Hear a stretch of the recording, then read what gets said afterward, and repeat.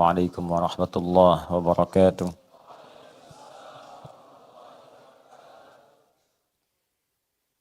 الحمد لله الرحمن علم القرآن خلق الإنسان علمه البيان والصلاة والسلام على رسول الله القائل خيركم من تعلم القرآن وعلمه. اللهم صل وسلم وبارك على هذا النبي الكريم الرسول الأمين سيدنا محمد وعلى آله وصحبه وأمته إلى يوم الدين. أما بعد فيا عباد الله أوصي نفسي وإياكم بتقوى الله فقد فاز المتقون فلا تموتن إلا وأنتم مسلمون. فقال تعالى يا أيها الذين آمنوا اتقوا الله حق تقاته ولا تموتن إلا وأنتم مسلمون. Hadirin sekalian, saudara-saudariku, alhamdulillah kita mengawali pertemuan kita di pekan ini dengan memuji dan bersyukur kepada Allah Subhanahu wa taala atas segala nikmat yang telah Allah berikan kepada kita.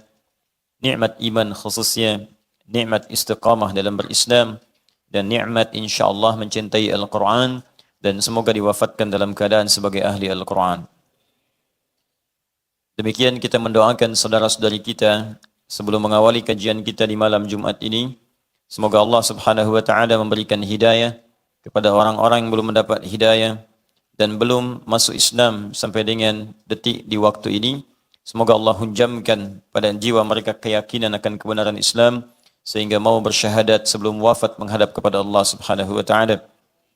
Kita bermohon kepada Allah semoga para pelaku maksiat, baik yang jauh dari tempat kita ataupun yang berada dekat dengan kita, dibimbing oleh Allah untuk bertobat sehingga ia bisa sadar bahwa satu saat ia akan wafat dan akan kembali kepada Allah Subhanahu wa taala. Semoga malam ini diberikan kita keberkahan oleh Allah yang melimpah dan insyaallah diikhlaskan untuk mencari bekal dalam rangka mendapatkan ridha Allah Subhanahu wa taala.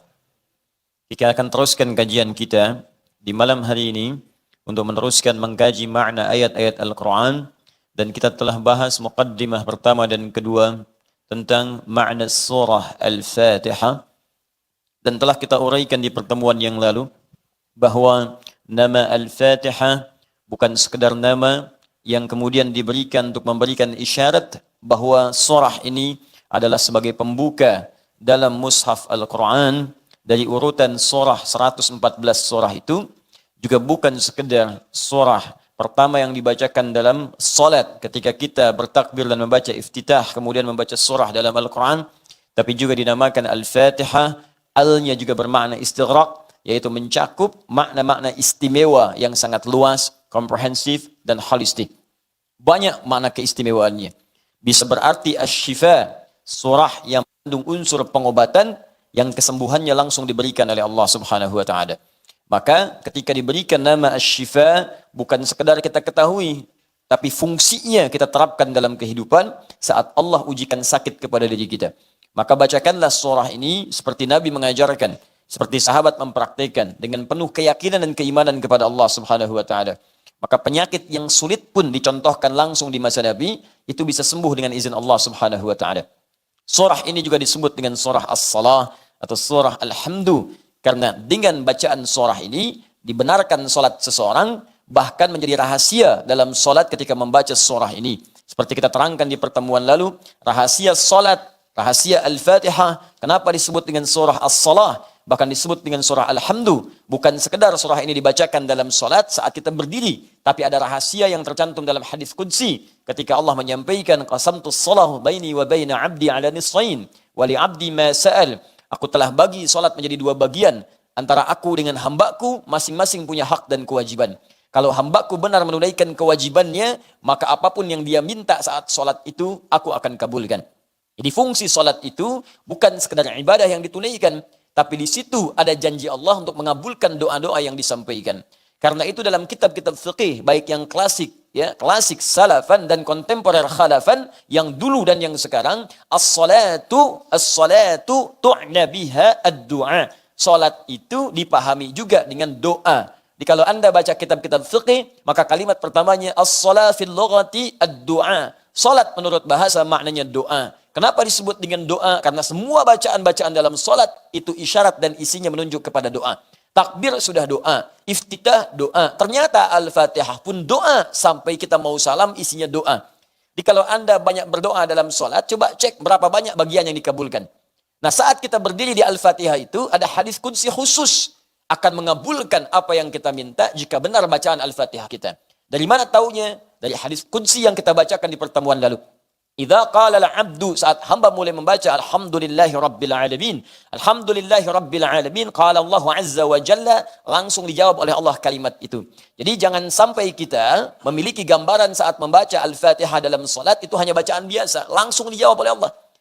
Karena itu amanat Nabi disebutkan dalam salah satu hadisnya, dirangkum oleh Al-Imam Muslim dalam kitabnya Sahih Muslim jilid yang pertama nomor hadis yang ke-8 dan dikutip oleh Al-Imam An-Nawawi dalam kitabnya yang kedua Al-Arba'in An-Nawawiyah dari 42 hadis disebutkan pada hadis nomor kedua dan dikhususkan oleh sementara ulama dengan satu jilid khusus saking pentingnya hadis ini dengan nama hadis Jibril. Maka dalam bagian bab itu ada pernyataan tentang ihsan. Mal ihsan? Kata Nabi, al-ihsanu an ta'budallaha ka'annaka tarah fa illam takun tarahu fa innahu yarak. Engkau beribadah menyembah Allah, an ta'budallah. Engkau beribadah menyembah Allah. Kalimat ibadah an ta'budallah ditafsirkan langsung oleh Al-Quran. Di antara makna ta'budallah, perintahnya bermakna u'bud, sembah Allah. Nah, kalimat sembah Allah itu ketika disebutkan dalam Al-Quran terkait dengan salat. Di mana ditemukannya? Quran surah ke-20 ayat ke-14. Innani anallahu la ilaha illa ana fa'budni. Saya Allah, kata Allah. Tidak ada Tuhan selain Allah. Sembah saya. Sembah saya. Di sini ada sifat uluhiyah untuk menuhankan Allah saja. Ada sifat kita untuk menyembah Allah. Ubudiyahnya hanya menyembah kepada Allah saja, bukan kepada yang lainnya. Fa'budni, kata Allah, sembah saya. Bagaimana menyembah Allah itu? Wa aqimis salata li dzikri. Fa'budni wa aqimis salat. Sembah saya dan cara menyembah saya lakukan lewat salat. Ketika Allah mengatakan sembah saya lewat salat. Anta'budallaha, engkau menyembah Allah. Kapan? Lewat salat. Karena itu dalam salat kita menyembah Allah dengan mengucapkan kami menyembahmu ya Allah. Dalam bahasa Arab kami menyembah na'bud. Hanya kepadamu iyyaka. Maka kita katakan iyyaka na'bud. Ya Allah, sekarang kami sedang menyembahmu. Apa yang terjadi ketika menyebutkan kalimat tadi? Perhatikan kata Nabi, rasakan kita sedang didengar oleh Allah. Kita diawasi. Walaupun kita tak mampu melihatnya, rasakan engkau sedang diawasi oleh Allah Subhanahu wa taala. Wa idza qala al-'abdu ar-rahman ar-rahim, jika hamba berkata ar-rahman ar-rahim, qala Allah azza wa jalla, Allah langsung menjawab, hamadan athna alayya 'abdi, hambaku sedang menyanjungku. Wa idza qala al-'abdu maliki yaumiddin, jika hamba berkata maliki yaumiddin, qala Allah azza wa jalla, Allah menjawab, majjadani 'abdi, hambaku sedang mengagungkanku. Wa idza qala al-'abdu iyyaka na'bud, iyyaka na'bud, jika hambaku berkata ya Allah, sekarang kami menyembahmu saja. Sekarang kami sholat. Dan kami buktikan engkau Tuhan, kami hamba. Karena itu kami menyembahmu sekarang. Wa iyyaka nasta'in. Dan ya Allah, kami hamba butuh pertolongan. Kami punya masalah. Butuh solusi. Hanya kepadamu kami minta. Karena engkau satu-satunya Tuhan kami ya Rabb. Maka apa yang terjadi dalam bacaan itu? Qala Allah azza wa jalla. Langsung dijawab oleh Allah subhanahu wa ta'ala. Hadza baini wa baina abdi. Inilah yang aku maksudkan perjanjian antara aku dengan hambaku. Wali abdi. Kalau hambaku benar bacaan Al-Fatihahnya sampai di sini, dari awal salat sampai bacaan ini, masa'ala, apapun yang dia minta sekarang, aku akan kabulkan. Apapun yang dia minta saat ini, aku akan berikan. Karena itulah di zaman-zaman dahulu, bahkan zaman dahulu kala, pada zaman dahulu kala, teman-teman sekalian, sejak zaman sebelum Nabi Muhammad SAW, salat itu dimanfaatkan oleh para nabi dan orang-orang soleh untuk bermohon kepada Allah Subhanahu wa taala. Karena itu Nabi Isa alaihi salam salat, Quran surah 19 ayat 31 sampai 33. Karena itu Nabi Ismail alaihi salam salat, Quran surah 19 ayat ke-55. Karena itu Nabi Zakaria salat, Quran surah ketiga ayat ke-38 sampai 39. Dan menariknya dalam berdirinya mereka memohon kepada Allah. Termasuk contoh konkret Nabi Zakaria, seperti sering kita kisahkan, bermohon dalam berdirinya saat salat, minta kepada Allah agar dikaruniakan keturunan. Hal yang mustahil, kata kebanyakan orang secara medis dan klinis, karena istrinya divonis maaf, monofos dan mandul. Mustahil punya keturunan. Tapi bagi Allah tidak ada yang mustahil. Karena itu kemudian saat meminta, langsung dikabulkan oleh Allah. Fanadathul malaikatu wa huwa qa'imun yusalli fil mihrab. annallaha yubashshiruka biyahya. Datang malaikat sementara beliau masih berdiri dalam solatnya. Solatnya belum selesai, berdiri, minta kepada Allah. Belum selesai solatnya, baru selesai doanya dalam berdirinya, langsung dikabulkan. Anda dapat kabar gembira, akan punya keturunan, bahkan namanya langsung diberikan oleh Allah, Yahya. Artinya hidup. Yang mustahil menurut sementara orang lahir dari rahim seorang perempuan yang divonis secara medis menopause dan mandul, kata Allah, bagiku tidak ada yang mustahil. Jadi dan hidup ya. Dan beruntungnya kita umat Nabi Muhammad SAW, Nabi istimewa, Rasul terbaik, lahir di tempat yang paling mulia, jaminan surga yang paling hebat, Rasul paling panutan. Maka spesial untuk umatnya Nabi Muhammad SAW, jangankan meminta, setiap akan sholat langsung ditunggu oleh Allah Subhanahu wa taala, mau minta apa. Bahkan diperintahkan, ingat ya, minta. Minta kata Allah. Bahkan panggilan salat dibuka dengan panggilan minta. Turunlah Quran surah kedua Al-Baqarah ayat ke-45. Wasta'inu bis-sabri was-salat. Wasta'inu, ingat jika kalian punya persoalan, minta solusinya kepada Allah. Sabar dulu terima, setelah itu mintakan. Kapan ya Allah? Was-salah, saat salat. Mintakan kepada Allah Subhanahu wa taala. Kalimat perintah. Saking inginnya Allah meringankan beban hidup kita. Saking inginnya Allah hidup kita itu tenang di dunia. Jangan banyak persoalan. Tenang. Allah minta kita tenang. Salat itu disebut zikir. Wa aqimis salata li dzikri. Tunaikan salat supaya menjadi zikir kepadaku. Fungsi zikir itu menenangkan jiwa. Quran surah ke-13 ayat ke-28. Ala bi dzikrillahi tatmainnul qulub. Yakinkan pada dirimu jika salatmu benar, zikirmu benar kepada Allah, dampaknya ke hati akan tenang. Jadi ketika kita dipanggil salat, itu panggilan untuk menenangkan jiwa kita. Ketika dipanggil salat, panggilan untuk memberikan solusi kepada kita. Ketika diminta salat, panggilan untuk meringankan beban hidup yang sekarang sedang kita rasakan. Jadi kalau orang sehat, orang berakal, orang cerdas, orang mengerti, dan orang mau meringankan beban hidupnya, tentu dia akan senang dengan panggilan salat, bahkan belum dipanggil, dia sudah siap-siap untuk menunaikan salat. Karena itu sangat paradoks, berlawanan, sangat aneh, dan rasanya tidak bisa dimengerti kalau ada orang ingin diringankan beban, tapi dia tidak mau menerimanya. Katanya punya masalah. Katanya ingin solusi, katanya ingin rezeki, katanya ingin kemudahan. Sekarang yang punya segalanya memanggil Anda, saya berikan sekarang ya. Tapi ketika diberikan Anda malas-malasan, bagaimana bisa mendapatinya? Ketika akan diberikan Anda tunda, bagaimana bisa menerimanya? Ketika akan diberikan bahkan ada yang tidak mau menerimanya, sedangkan dia mengharapkannya. Ya Allah, apa engkau benci denganku? Aku minta solusi, datang sini aku berikan. Malas ah. Ya bagaimana bisa didapatkan? Itulah sebabnya panggilan salat dibuka dengan kalimat wasta'inu, siapkan apa permohonanmu. Bahkan bagi orang-orang yang masih ragu, dipanggil imannya. Apa masih punya iman dalam jiwamu? Maka dimunculkan di ayat 153 panggilan imannya. Ya ayyuhalladzina amanu. Hai semua orang yang masih punya iman. Apakah imannya lemah? Ataukah imannya standar? Imannya kuat? Dipanggil dengan ya. Disebutkan 361 dalam Al-Quran. Nida'ul qarib, nida'ul mutawassit, nida'ul ba'id. Panggilan untuk merasa yang dekat dengan Allah, panggilan merasa yang setengah-setengah dengan Allah, atau panggilan bagi orang yang merasa jauh dengan Allah, tapi masih merasa punya iman dalam dirinya. Sepanjang kau mengaku beriman, ada iman dalam jiwamu, kata Allah, saya ingatkan padamu, saya tekankan ayyu, gabungkan ayyuha, saya serius nih, saya tekankan, saya ingatkan, ayyuha disebutkan 150 kali dalam Al-Quran. Sepanjang kamu masih punya iman, besar, kecil, tua, muda, kaya, cukup, saya gak peduli. Alladzina disebutkan 1080 kali dalam Al-Quran. Semua pemilik iman tanpa kecuali. Sepanjang masih punya iman, ista'inu bis sabri was salah. Ya ayyuhalladzina amanu ista'inu bis sabri was salah. Maka imanmu akan menuntun engkau minta solusi kepada Allah lewat salat. Jadi kalau ada orang punya persoalan, dipanggil salat masih nggak mau salat, patut dipertanyakan orang itu masih punya iman atau tidak.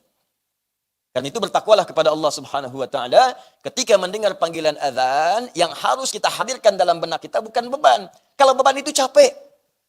Allahu akbar, Allahu akbar. Yang teringat fitness, beban barbel.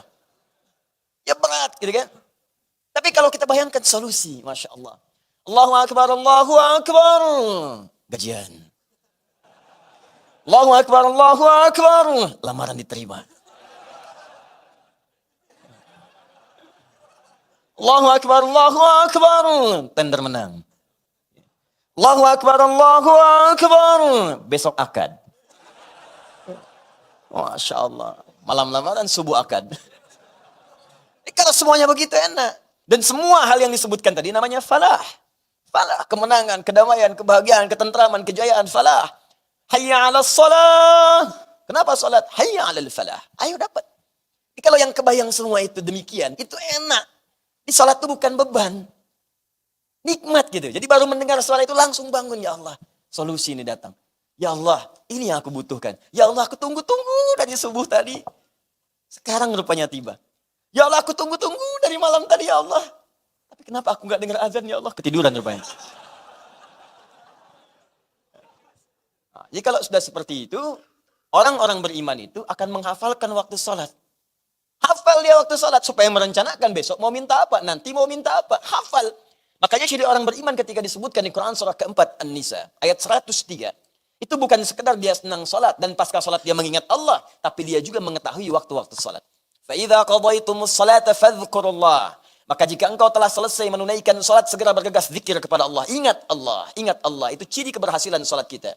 Qiyaman wa qu'udan wa ala junubikum. Baik Anda dalam keadaan berdiri, sedang buru-buru, jangan menghilangkan zikir. Assalamualaikum warahmatullah. Assalamualaikum warahmatullah. Buru-buru, taksinya sudah menunggu sambil keluar astaghfirullah. Astaghfirullah. Astaghfirullah. Allahumma antas salam wa minkas salam tabarakta ya dzal jalali wal ikram. Mau kemana Pak? La ilaha illallah wahdahu la syarika lah. Lahul mulk alhamdulillah ala kulli syai'in qadir.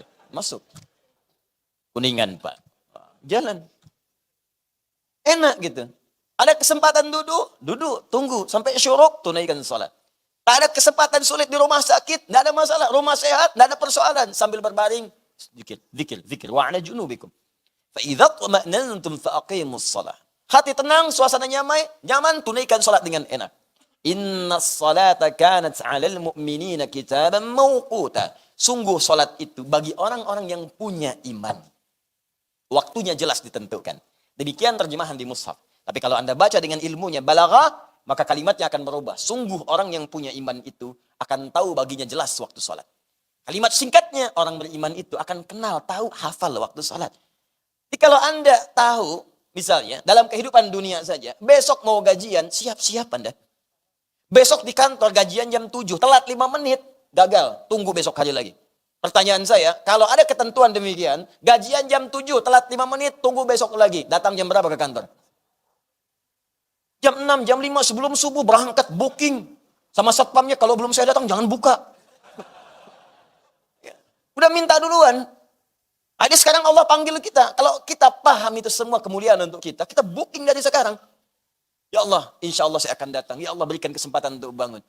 Dan rahasia terbesarnya ketika kita menunaikan salat, maka di situ kemudian ada jawaban-jawaban. Di antaranya kemuliaan Al-Fatihah. Hanya persoalannya, apakah semua yang membaca Al-Fatihah, khususnya dalam salat, umumnya dalam bacaan-bacaan untuk menerapkan fungsi Al-Fatihah sebagai asy-syifa, misalnya obat, ya kan?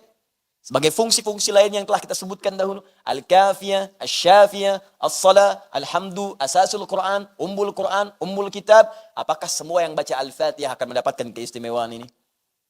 Ini pertanyaan besarnya. Karena tidak sedikit orang yang membacakan itu, bahkan berdoa dalam salatnya, dia tidak mendapati apa yang telah dijanjikan. Apakah Allah di sini belum mengabulkan doanya? Atau persoalannya, dia sendiri yang kemudian tidak tepat memahami dalam bacaan Al-Fatihahnya. Karena itulah kita akan jawab itu dalam kajian saat ini, untuk bisa mendalami, rahmatullah, apa yang kita bisa dapati, dan nanti cara kita mengamalkan Al-Fatihah itu, sesuai dengan apa yang kita dapatkan dari informasi Nabi SAW, yang diteruskan lewat para ulama-ulama kita. Maka siapkan hati kita mulai dengan bagian yang pertama, Bismillahirrahmanirrahim. Perhatikan sini sejenak, kalaupun tak nampak dari sisi yang berbeda di papan tulis, tidak apa-apa, karena nanti saya juga akan terangkan kemudian, dan suara bisa terdengar, dan di luar ta'lim ini, Anda bisa mereview nanti ta'lim kita lewat saluran yang tersambung pada saat ini di Al-Hidayat Official di YouTube. Sekarang mari kita perhatikan baik-baik teman-teman sekalian. Fokus sini. Saya tuliskan Bismillahirrahmanirrahim. Baik, perhatikan sini pelan-pelan. Saya ingin tegaskan satu hal yang sangat penting. Kalimat Al-Fatihah, sekali lagi. Al-nya, ingat di pertemuan lalu, bisa ma'rifah, ta'rif, bisa istighraq. Kalau dia ta'rif, ma'rifah, maka yang dimaksud Al-Fatihah itu surah pembuka dalam mushaf dan surah pembuka dalam salat. Dipahami sampai sini? Alhamdulillah. Tapi kalau yang dimaksudkan istighraq, mencakup semua fungsi keutamaan dan keistimewaannya, maka jika itu yang dimaksudkan, maka hal yang perlu kita pelajari adalah semua kandungan Al-Fatihah itu dari awal sampai akhir untuk mendapatkan keistimewaan yang dijanjikan. Bagaimana caranya baca Al-Fatihah? Bisa mendapatkan syifa. Bisa mendapatkan misalnya keberkahannya. Bisa mendapatkan kemudahan dalam aktivitas pekerjaan kita. Bagaimana caranya? Maka pahami awal ayat sampai akhir ayat Al-Fatihahnya. Tapi kalau sekedar ingin dipakai dalam sholat, sah. Atau sekedar ingin baca Al-Quran, antum tak paham pun tak ada masalah. Sholatnya sah. Karena syarat sholat itu bukan paham kandungan Al-Fatihah. Syarat sholat itu benar bacaan Al-Fatihahnya. Begitu dibacakan, benar. Tapi kalau tidak paham, antum kehilangan momentum untuk meminta kepada Allah Subhanahu wa Ta'ala. Mengerti sampai di sini? Baik, dalam upaya kita memohon itu, syarat pertamanya, kita harus paham setiap huruf, setiap kalimat, bahkan setiap harakat, dari awal ayat sampai akhir ayatnya. Di pertemuan lalu, kita sudah sepakati berdasar keterangan dalam Al-Quran, surah ke-15, ayat 87, bahwa Al-Fatihah itu jumlahnya 7 ayat. Walaqad atainaka sab'an minal mathani wal Qur'anil azim. Dan kami telah turunkan hanya kepadamu saja Muhammad sallallahu alaihi wasallam. Tidak kepada nabi-nabi yang lain, 7 ayat yang akan terus diulang-ulang. 7 ayat yang akan terus diulang-ulang. Satu episode kemarin kita bahas, yang dimaksud dengan 7 ayat itu adalah surah Al-Fatihah. Karena itu, kita mulai dengan bagian yang pertama, ayat yang pertama dari Bismillahirrahmanirrahim. Berikan harakat dulu supaya mudah untuk dibaca.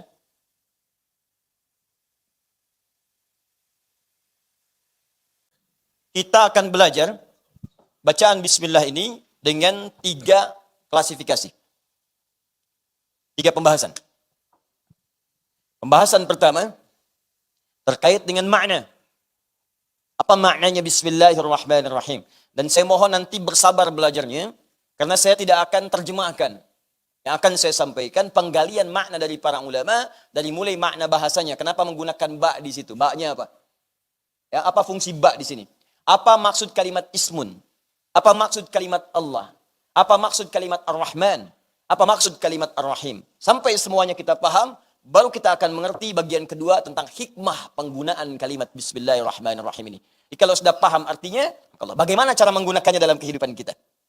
Kalau sudah mengerti ini, baru kita masuk kepada aspek fikihnya. Apakah ada kajian fikih di dalamnya?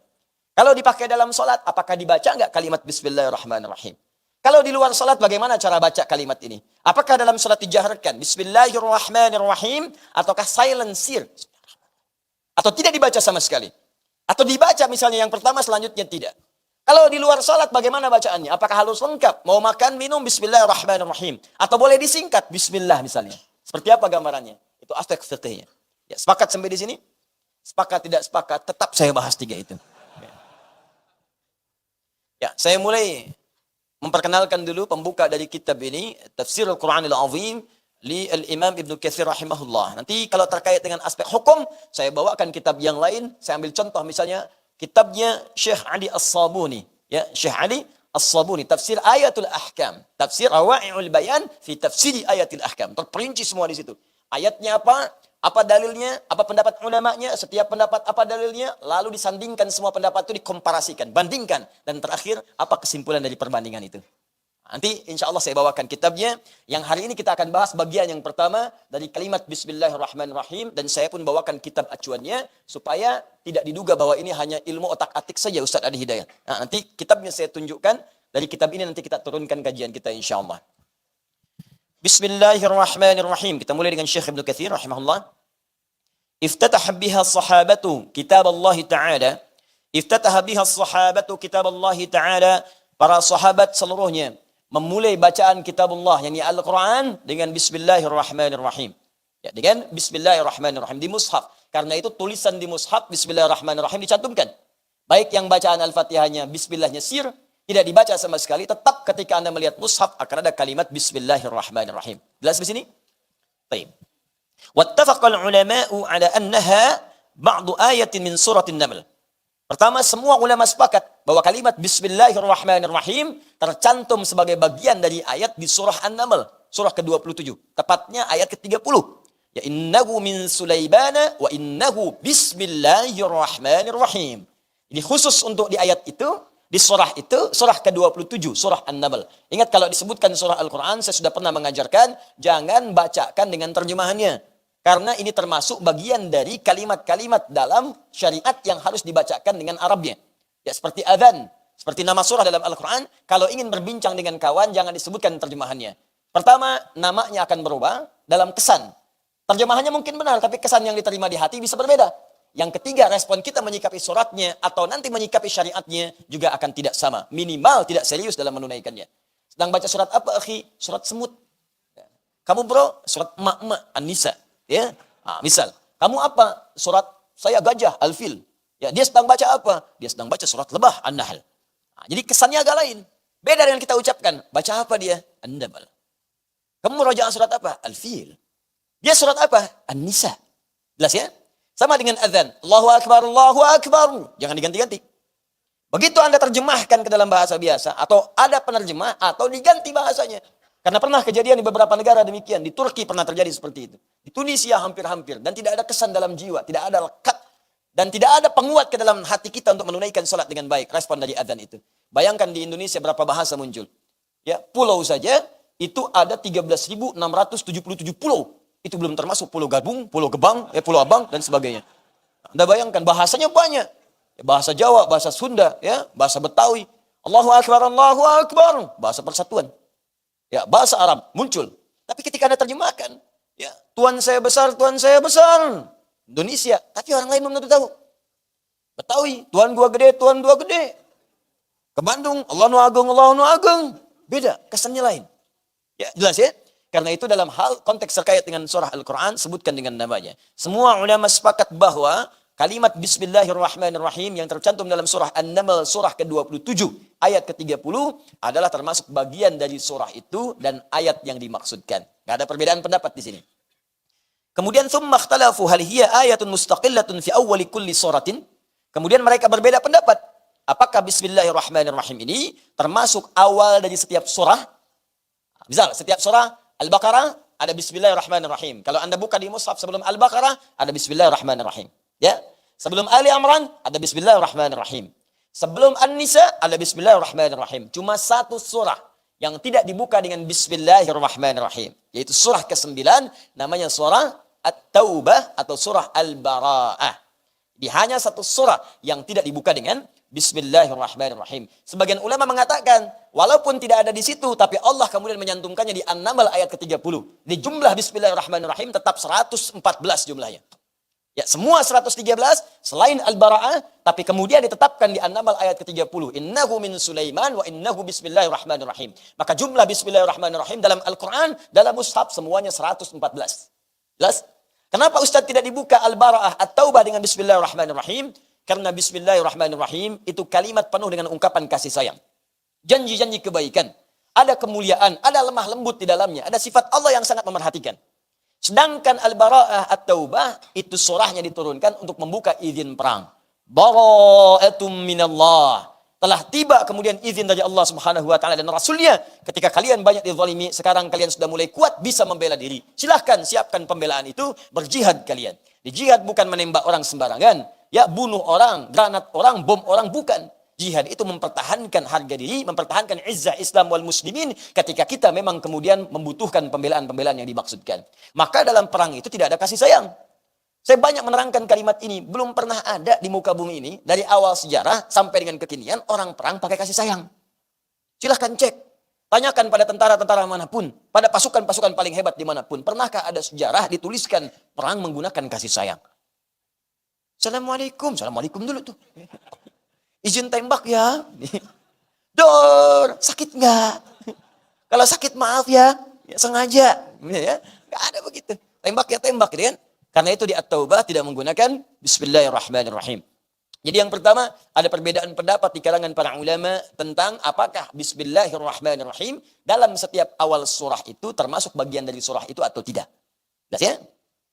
Kemudian, au min kulli suratin kutibat fi awwaliha wa annaha ba'du ayatin min kulli suratin au annaha kadzalika fil Fatihah. Atau Bismillah itu termasuk bagian dari Al-Fatihah. Saja. Kalau tadi setiap surat ya, awal surat, awal surat, awal surat. Atau Bismillahirrahmanirrahim ini bagian dari surah Al-Fatihah saja, yang lainnya tidak. Maksudnya bukan bagian dari surah Ali Imran, bukan bagian dari surah Al-Baqarah, bukan bagian dari surah An-Nisa dan seterusnya. Tapi dia bagian khusus dari surah Al-Fatihah. Jadi yang pertama, bagian dari setiap surah. Jelas? Yang kedua, hanya Al-Fatihah saja. Yang ketiga, أو أنها كذلك في الفاتحة دون غيرها أو أنها إنما كتبت للفصل لا أنها آية على أقوال العلماء سلفا وخلفا. Yang ketiga, ataukah Al-Fatihah itu bukan bagian dari Al-Fatihah? Maaf, ataukah Bismillahirrahmanirrahim itu bukan bagian dari Al-Fatihah dan bukan bagian dari semua setiap surah, tapi dia ayat khusus yang diturunkan untuk memisahkan antara satu surah dengan surah yang lainnya. Ingat, ada 3 bagian. 1, bagian dari semua surah. Yang kedua, hanya Al-Fatihah saja. Bukan bagian dari surah-surah yang lain. Bukan bagian dari Al-Baqarah, bukan bagian dari Ali Imran sampai An-Nas. Dia hanya bagian dari Al-Fatihah saja. Yang ketiga, dia bukan bagian dari Al-Fatihah, bukan bagian dari setiap surah, tapi dia satu ayat sendiri yang diturunkan oleh Allah untuk memisahkan antara surat satu dengan surah yang lainnya. Di sini nanti ada detail pendapat dari para ulama. Apa pendapat mereka? Bagaimana kemudian dalil-dalilnya? Itu nanti kita akan rincikan di kitab terkait dengan ayat-ayat hukum, kitabnya Rawai'ul Bayan fi Tafsiri Ayatil Ahkam. Ya, di situ nanti akan memuat pendapat-pendapat para ulama dengan detail dan lengkap insyaallah. Ini pembuka dari Al-Imam Ibnu Katsir. Nah, sekarang yang kita bahas karena bagian fikih bagian yang ketiga, kita masuk pada bagian yang pertama tentang makna Bismillahirrahmanirrahim dulu, terlepas dari perbedaan pendapat dari para ulama tentang kedudukan dan bacaan-bacaannya. Namun mereka sepakat bahwa kalimat Bismillahirrahmanirrahim adalah kalimat pembuka dalam mushaf dan termasuk tertuliskan dalam surah Al-Fatihah. Sepanjang ada dalam kalimat surah Al-Fatihah, maka kita bahas setiap hurufnya dari awal sampai akhirnya, termasuk yang dituliskan oleh Imam Ibnu Katsir rahimahullah. Paham sampai di sini? Baik. Maka bagian yang pertama, Bismillahirrahmanirrahim. Apa yang dimaksud dengan huruf ba di sini? 1. Saya mohon izin tadi menyampaikan dengan cepat, sekarang saya akan lambatkan. Di sini kita akan masuk bagian inti-inti bahasan kita. Saya coba turunkan dulu setiap kalimat-kalimat atau hurufnya, sehingga kita akan paham dari setiap satu ayat itu ada berapa persoalan dan bagian yang akan kita bahas. 1 huruf ba. Kedua, kata ismun dari Bismillahirrahmanirrahim. Ini bagian keduanya. Ada kata ismun begini. Ketiga, lafaz Allah. Jalalah. Keempat, kalimat Ar-Rahman. Dan kalimat Ar-Rahim. Jadi ada berapa bagian? 5. 1 huruf ba. Yang kedua kata ismun, bismi, ya. Yang ketiga kalimat jalalah, lafaz jalalah Allah. Yang keempat Ar-Rahman dan yang kelima Ar-Rahim. Kita masuk bagian yang pertama, mengenal makna huruf ba dalam kalimat Bismillahirrahmanirrahim. Apakah sekedar disebutkan cukup diterjemahkan dengan menyebut nama Allah yang Maha Pengasih, lagi Maha Penyayang, ataukah ada makna lain yang sangat luas dan dalam di balik huruf ini? Patokan kita kitabnya. Jadi saya setiap akan menerangkan kaidah, saya bawa kitab supaya Anda paham bahwa apa yang akan kita bahas punya argumentasi dan pertanggungjawaban yang jelas secara ilmiah. Ini kitabnya. Ya. Mughnil Labib an Kutubil A'arib. Ya, nanti sampulnya beda-beda nanti ya. Ada yang warna hijau, ada yang coklat, ada. Ini asalnya sampulnya warna coklat. Saya bawa ke Indonesia, saya simpan. Ternyata ada rayap. Ya, Masya Allah, rayap pun senang ke kitab. Anda bayangkan. Masa antum yang bukan rayap nggak senang kitab? Jadi Masya Allah saya lihat, wah kena rayap. Rayap senang kitab. Dia makan tuh kitabnya dengan kertas-kertasnya. Ya, masa antum kemudian yang diberikan risalah untuk menyembah Allah dalam keadaan yang sempurna tidak senang dengan isi kitab? Ya, Mughnil Labib an Kutubil A'arib karya Ibnu Hisham Al-Ansari. Di kitab ini keistimewaannya akan diterangkan semua makna huruf dari alif sampai ya. Apa makna alif? Ada berapa makna? Apa makna ba? Ada berapa jenis ba dalam Al-Quran, dalam hadis yang digunakan orang Arab? Ada berapa jenis semuanya? Dan nanti ketika menemukan itu, Anda akan paham ketika menerjemahkan Al-Quran. Begitu baca Quran, oh ba ini maksudnya ini. Oh ba yang ini maksudnya ini. Sekarang pertanyaannya, ada berapa jenis ba di dalam kalimat bahasa Arab? Dan dari sekian jenis itu, ini kalimat ba di Bismillahirrahmanirrahim masuk ke dalam kategori yang mana?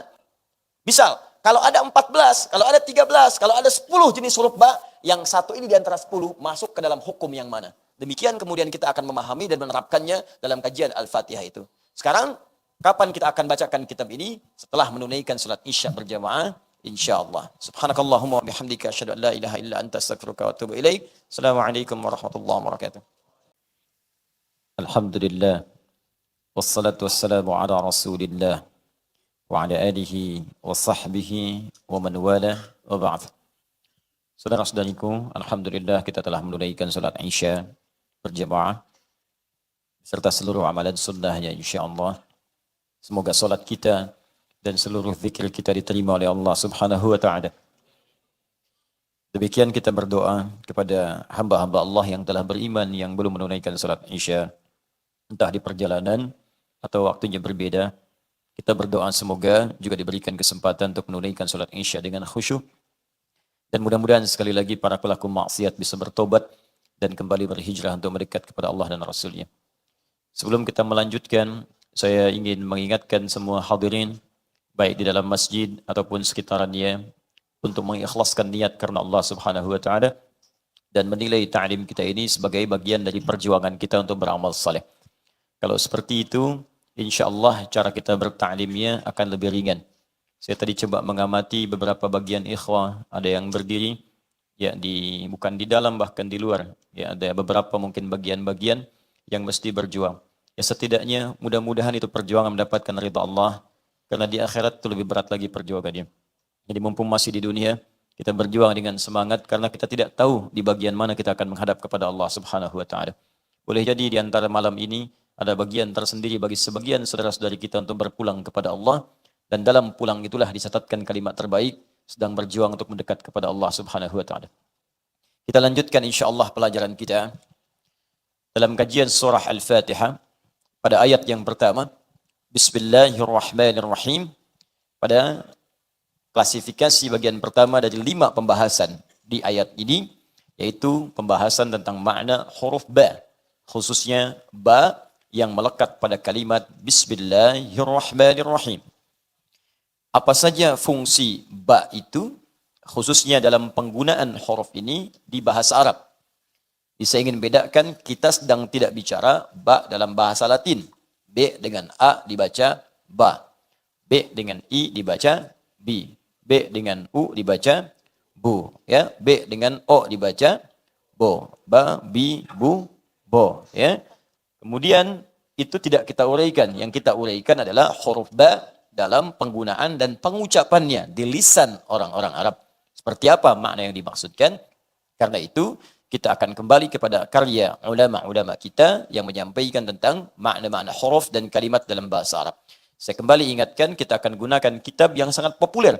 Jadi kajian para tulabul ilmi, penuntut ilmu, dari masa dulu hingga masa kini, yaitu kitab Bughril Labib an Kutubil A'arib, karya Ibnu Hisham Al-Ansari. Ini ulama besar.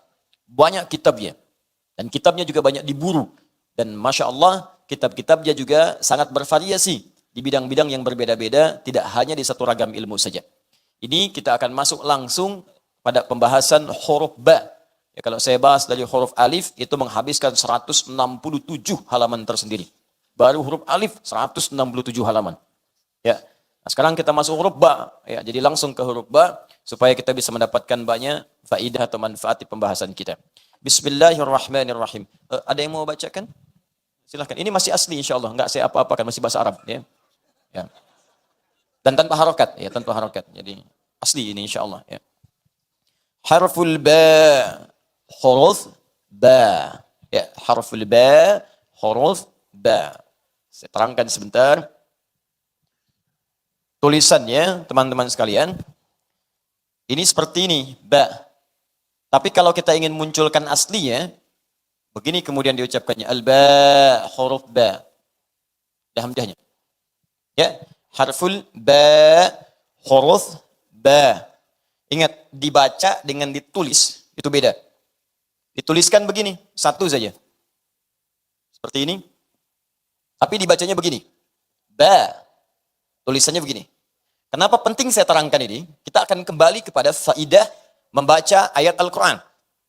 Setiap huruf dalam ayat Al-Quran itu tidak diberikan pahala berdasarkan tulisannya. Ingat, tapi bacaannya. Bukan tulisan, tapi bacaan. Kembali ke hadis Nabi, di hadis riwayat At-Tirmidzi. Nama aslinya Muhammad bin Isa At-Tirmidzi. Ya, nomor hadis 2910. Man qara'a harsan min kitabillah. Siapa yang bisa membaca, siapa yang bisa membaca satu huruf saja dari kitab Allah, bukan menulis, membacakannya. Ya, falahu 10 hasanat, maka setiap huruf yang dibacakan itu dia mendapatkan 10 nilainya, 10 kebaikan. Walam aqul alif lam mim harfun. Saya tidak katakan alif lam mim kata Nabi satu huruf. Walakin alifun harfun, lamun harfun, mimun harfun. Walikulli harfin asyru hasanat. Tapi alifnya satu huruf, lamnya satu huruf, mim satu huruf. Setiap hurufnya 10 kebaikan. Kalau Anda lihat tulisan, Anda akan menyimpulkan bahwa alif lam mim itu adalah 3 huruf. Kalau lihat tulisan, simbol. Alif, lam, kemudian mim. Hitung. 1, 2, 3. Berapa huruf? 3 huruf. Kemudian Anda akan kalikan. Setiap hurufnya berapa? 10. 3 kali 10 berapa? 30. Orang akan hitung ini 1, 2, 3 kali 10. Ingat Al-Quran beda. Kalau amalan lain, salat dan lainnya misalnya umumnya standar selesai dikerjakan dapat 10. Salat misalnya, dikerjakan selesai dapat 10. Paling minimal kalau sendirian. Apa dalilnya Ustaz? Quran surah ke-6 ayat 160. Ya, Quran surah ke-6 ayat 160. Man jaa'a bil hasanati falahu asyru amthaliha. Siapa yang mengerjakan 1 kali kebaikan, setiap 1 itu nilainya 10. Hasanah, 1 kebaikan yang punya pahala disebut hasanah. Salat disebut hasanah dalam Al-Quran. Quran surah ke-11 ayat 114. Aqimis salata tarafain nahar wa zulafan minal lail innal hasanati yudhibnas sayyi'at. Tunaikan salat itu. Ya, dari mulai siang sampai malam sampai ke subuh, tunaikan semuanya. 5 waktu itu. Awas hati-hati. Sungguh salat-salat itu disebut dengan hasanat. Setiap Anda kerjakan salat punya hasanah itu, selain punya pahala, dia bisa menggugurkan dosa-dosa kecil sepanjang bukan dosa besar. Salat disebut dengan hasanah. Setiap satu hasanah 10. Karena itu kalau Anda salat sendirian, selesai salat dapat 10 pahalanya. Jangan dihitung 1, 2, 3, 4 sampai 10. Jarak satu ke dua bisa 500 tahun. Kalau Anda berjamaah dapat 27. Kalau Anda ke masjid baru datang belum salat dapat 25. Baru datang, baru di hadis Muslim, baru datang ke masjid dengan niat salat, baru datang 25. Jarak satu keduanya 500 tahun, 2 ketiga 500 tahun, 3 keempat 500 tahun, sampai 25. Baru datang. Kalau gitu saya datang aja Ustaz, besok balik lagi. Salat sendirian di rumah dapat 10, saya baru datang ke masjid 25. Dengan niat salat, kalau datang niat balik lagi, nggak dapat apa-apa. Tapi Al-Quran beda. Tidak dihitung selesai baca dapat 10, tidak. Setiap hurufnya Anda bayangkan. Setiap huruf. Jangan diartikan Anda baca Bismillahirrahmanirrahim. 10, tidak. Hitung berapa jumlah hurufnya. Tapi kebanyakan orang menghitung itu bukan dari bacaannya. Kan Nabi katakan walam akul. Saya nggak katakan kata-katanya. Bukan tulisannya. Kalau tulisannya begini, 1, 2, 3. Tapi kalau bacaannya, kata-katanya, maka ngukurnya menggunakan ilmu arud. Dalam ilmu arud, setiap yang ditulis, jangan dilihat tulisannya, tapi lihat bacaannya. Di ilmu arud, ada 16 rumus, disebut dengan bahar. Jadi kalau Anda tuliskan, alif, lam, mim, tulisannya seperti ini. Alifun.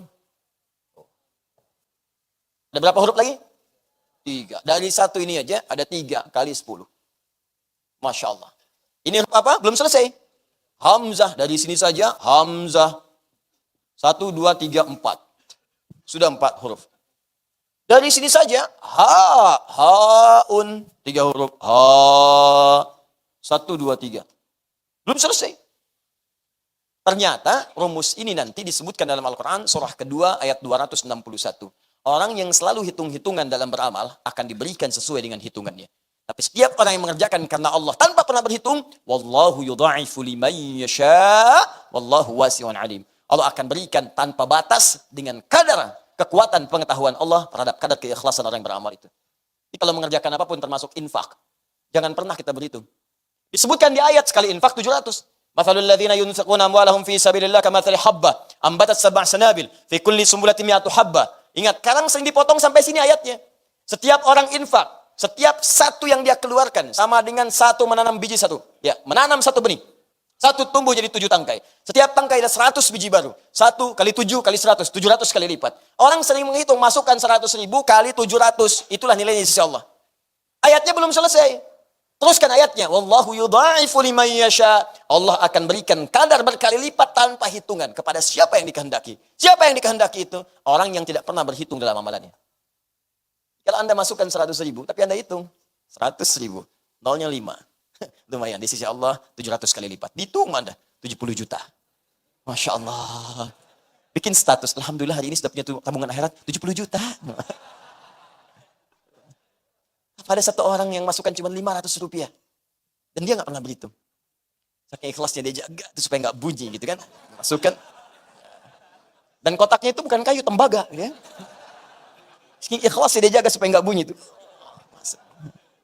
Dan lillah dilakukan karena Allah. Masya Allah. Boleh jadi dia dapat 1 juta kali lipat di sisi Allah Subhanahu wa taala. Masya Allah. Ini saya ingin katakan kalau baca ba ini jangan dikira sekali ba dibaca dapatnya cuma 10, belum tentu. Walaupun secara hitungan ini akan ditemukan misalnya 19 huruf secara hitungan, tapi ingat pahalanya akan dituliskan dengan bacaan bukan dengan hitungannya. Paham di sini? Nah, sekarang harful ba. Nah, karena itu saya tuliskan bentuk keasalnya ba. Walaupun ditulis dengan 1 bilangan saja, 1 unsur bi, ya, tapi kembali ke asalnya huruf ini dibaca dengan ba. Ada berapa maknanya? Al-ba'ul mufradah. Ba yang berdiri sendiri itu, maksudnya kalau kita melihat huruf ba secara sendirinya, tidak digabungkan dengan huruf-huruf lain, ya ba sendiri, itu harfu jarnin li arba'ata asyara ma'nan. Huruf ba ini dia punya 14 makna. Huruf ba saja. Sebelum digabung dengan huruf-huruf lain, ba saja itu punya 14 makna. Jadi kalau saya pisahkan tadi, begini teman-teman, kan kita pasah bagi 5 bagian kan? Ya, di sini ada 5 kalimat. Huruf ba, ismun, Allah, ar-Rahman, ar-Rahim. Kita pisahkan dulu pada unsur-unsurnya untuk mendapatkan keindahan maknanya dan kedalaman pengertiannya. Ba turunkan, ba ini saja, 1 huruf ini, kata Ibnu Hisham Al-Ansari dalam kitabnya Mughdil Labib, berdasarkan penelusuran beliau pada lisan orang-orang Arab. Kapan ba digunakan? Dalam tulisan mereka, dalam bacaan mereka. Ditemukan huruf ba ini punya 14 makna, 14 fungsi. Ada 14. Awas hati-hati. Dan setiap 14 ini bisa beda-beda maknanya. Jadi kalau Anda baca dalam Al-Quran, Bismillahirrahmanirrahim. Ba di sini, sama enggak dengan ba di Al-Ma'idah ayat 6. Wamsahu biru'usikum. Sama enggak dengan kalimat alaihissallahu biahkamil hakimin. Ba-nya sama enggak? Sama-sama ba. Sama-sama harakatnya kasrah. Ba, bi. Berapa banyak bi dalam Al-Quran? Apakah semuanya punya makna yang sama? Belum tentu. Itulah indahnya bahasa Al-Quran. Kalau dikembalikan kepada maknanya, dan dahsyatnya Allahu Akbar, semua diksinya akan sangat tepat dengan konteksnya. Semua pilihan hurufnya akan sesuai dengan maknanya. Sekarang kita akan lihat apa saja yang ke-14 itu. Ya. 1 fungsi bisa 1 jam. Sebentar. Sampai jam berapa kita malam ini? Silahkan insya Allah ya. Anda sampai jam 11, ya saya jam 9 dah pulang ya. Saya mau ke Padang nanti insya Allah. Bismillahirrahmanirrahim. Awwaliha, yang pertama dari 14 itu. Ya, yang pertama awwaliha. Ustaz, kenapa dibaca awwaliha bukan awwaluha? Karena ataf kepada kalimat sebelumnya. Li arba'ata asyara. Ya, harusnya arba'ati ini. Arba'ati asyara. Ya, arba'ah karena ada huruf lam dibaca awwaliha bukan awwaluha. Pertama al-ilsaq. Al-ilsaq. Tidak wa huwa ma'nan. Dan inilah yang dimaksud makna utama dari huruf ba itu. Pertama al-ilsaq. Ingat ilsaq bukan besok. Besok. Ilsaq. Al-ilsaq. Insyaallah. Saq. Ilsaq. Qila wa huwa ma'nan. Dan banyak yang menyebutkan bahwa fungsi pertama inilah fungsi asal ya. Yang paling dasar, yang paling pokok. Di antara 14 fungsi ini dasar yang paling utama. Jadi kalau ada huruf ba, rata-rata tidak akan jauh dari fungsi yang pertama ini. Yang lainnya nanti akan mengikuti. Kita akan lihat nanti ya. Ada musahabah, ada tab'id bin duni tahdid, tab'id ma'at tahdid, ada istighraq, ada taukid, ada ghayah, ada macam-macam. Tapi dasar utamanya adalah ilsaq. Apa itu ilsaq?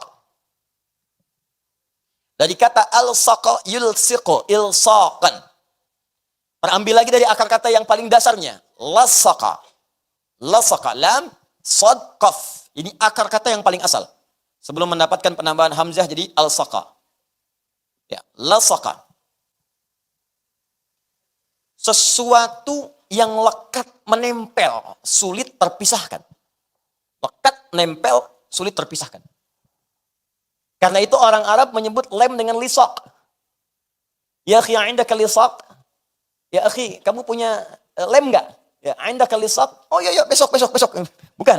Ya, lisaq. Ya, kamu punya lem enggak? Indaka lisaq. Apakah engkau punya lem? Kenapa lem disebut dengan lisaq? Karena lem punya fungsi menempelkan sesuatu sehingga sulit untuk dipisahkan. Ya, nah, saya bacakan dulu sebentar. Bismillah. wa huwa ma'nan la yufariquha, falihadza iqtasara alaihi Sibawai. Sibawai itu orang paling hebat, master di ilmu nahwu, ya, master di ilmu nahwu, gramatikal bahasa Arab. Di gramatikal bahasa Arab itu punya 4 turunan ilmu yang penting. Satu nahwu, ingat, yang kedua saraf, yang ketiga nanti saraf ada 12 lagi. Ketiga nanti balaghah. Balaghah punya 3 cabang ilmu lagi. Ma'ani, bayan, badi'. Yang keempat arud. Arud punya 16 cabang ilmu lagi disebut dengan bahr nanti namanya. Ya, di nahwu nanti ada banyak turunan kitab. Dasarnya nanti ada jurumiyah misalnya. Ya, karangan As-Sunhaji. Ya, al-kalamu wal lafdhul mufidu. Ya, al-kalamu wal lafdhul murakkabul mufidu bil wad'i wa aqsamu thalathatun ismun wa fi'lun wa harfun. Wa amma al-ismu kalimatun dalat ala ma'nan fi nafsi wa lam tuqtaran bi zamanin wad'an. Itu jurumiyah. Dasar nanti sampai masuk ke Imriti, sampai masuk ke Alfiyah. Kalamuna latun mufidun kastaqim wasmun wa fi'lun thumma harfunil kalim wahiduhu kalimatun wal qawlu am wa kalimatun biha kalamun qad yu'am bil jarri wat tanwini wan nida wa al musadin lis bitamyizun hasal bitafa'ati atat wa ya if'ali wa nunik balanna fi'lun jalli. Nah, itu nahwu di situ. Dalam penemu ilmu nahwu yang paling dahsyat, ya, itu asalnya kembali nanti kepada Al-Qur'an, dasar-dasarnya. Dikeluarkan nanti yang paling faqih di zaman Nabi, di antaranya dari sekian banyak sahabat-sahabat Nabi, di antaranya sahabat Ali bin Abi Thalib. Nanti diinisiasikan kepada Abil Aswad Ad-Duali, diteruskan kepada Khalil bin Ahmad Al-Farahidi, nanti kemudian dikembangkan sampai munculnya masa Sibawai. Sibawai itu pakar ilmu nahwu yang namanya melampaui batas sejarah kehidupan dia. Usianya sangat muda, bahkan wafat dalam usia yang sangat belia, sekitar 37 tahun. Itu pakar bahasa Arab. Dan asalnya menjadi pakar karena ketidakmampuannya mengucapkan bahasa Arab dengan benar. Ini bukan orang Arab. Kan orang Arab, orang Parsi.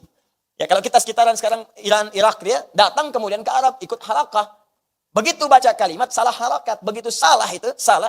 Oleh gurunya dikatakan, sebelum ikut majlis, belajar dulu bahasa Arab dengan benar. Supaya bisa baca dengan benar. Langsung dipatahkan penanya oleh beliau. Ya, bukan sekedar patah, sengaja patah. Dasar guru, ya, bukan. Bukan amarah begitu. Bukan.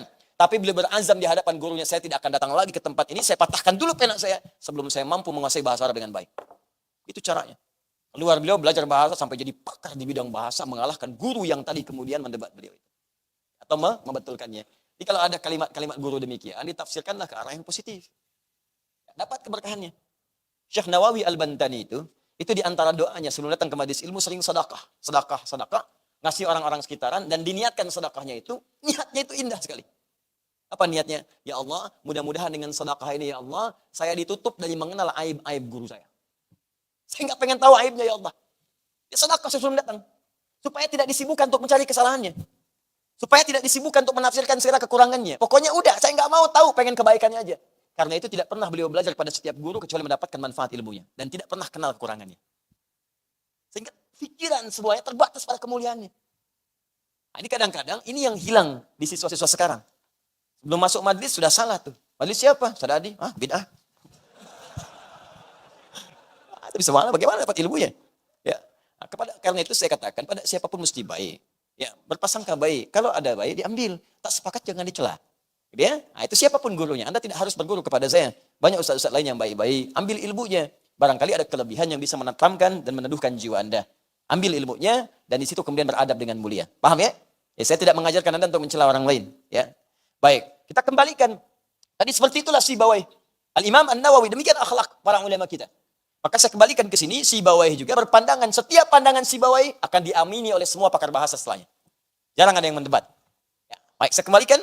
Thumma al-ilsaq haqiqiyun. Ya. Kemudian yang dimaksud dengan ilsaq itu lengket, nempel. Bisa berarti sifatnya nyata, langsung.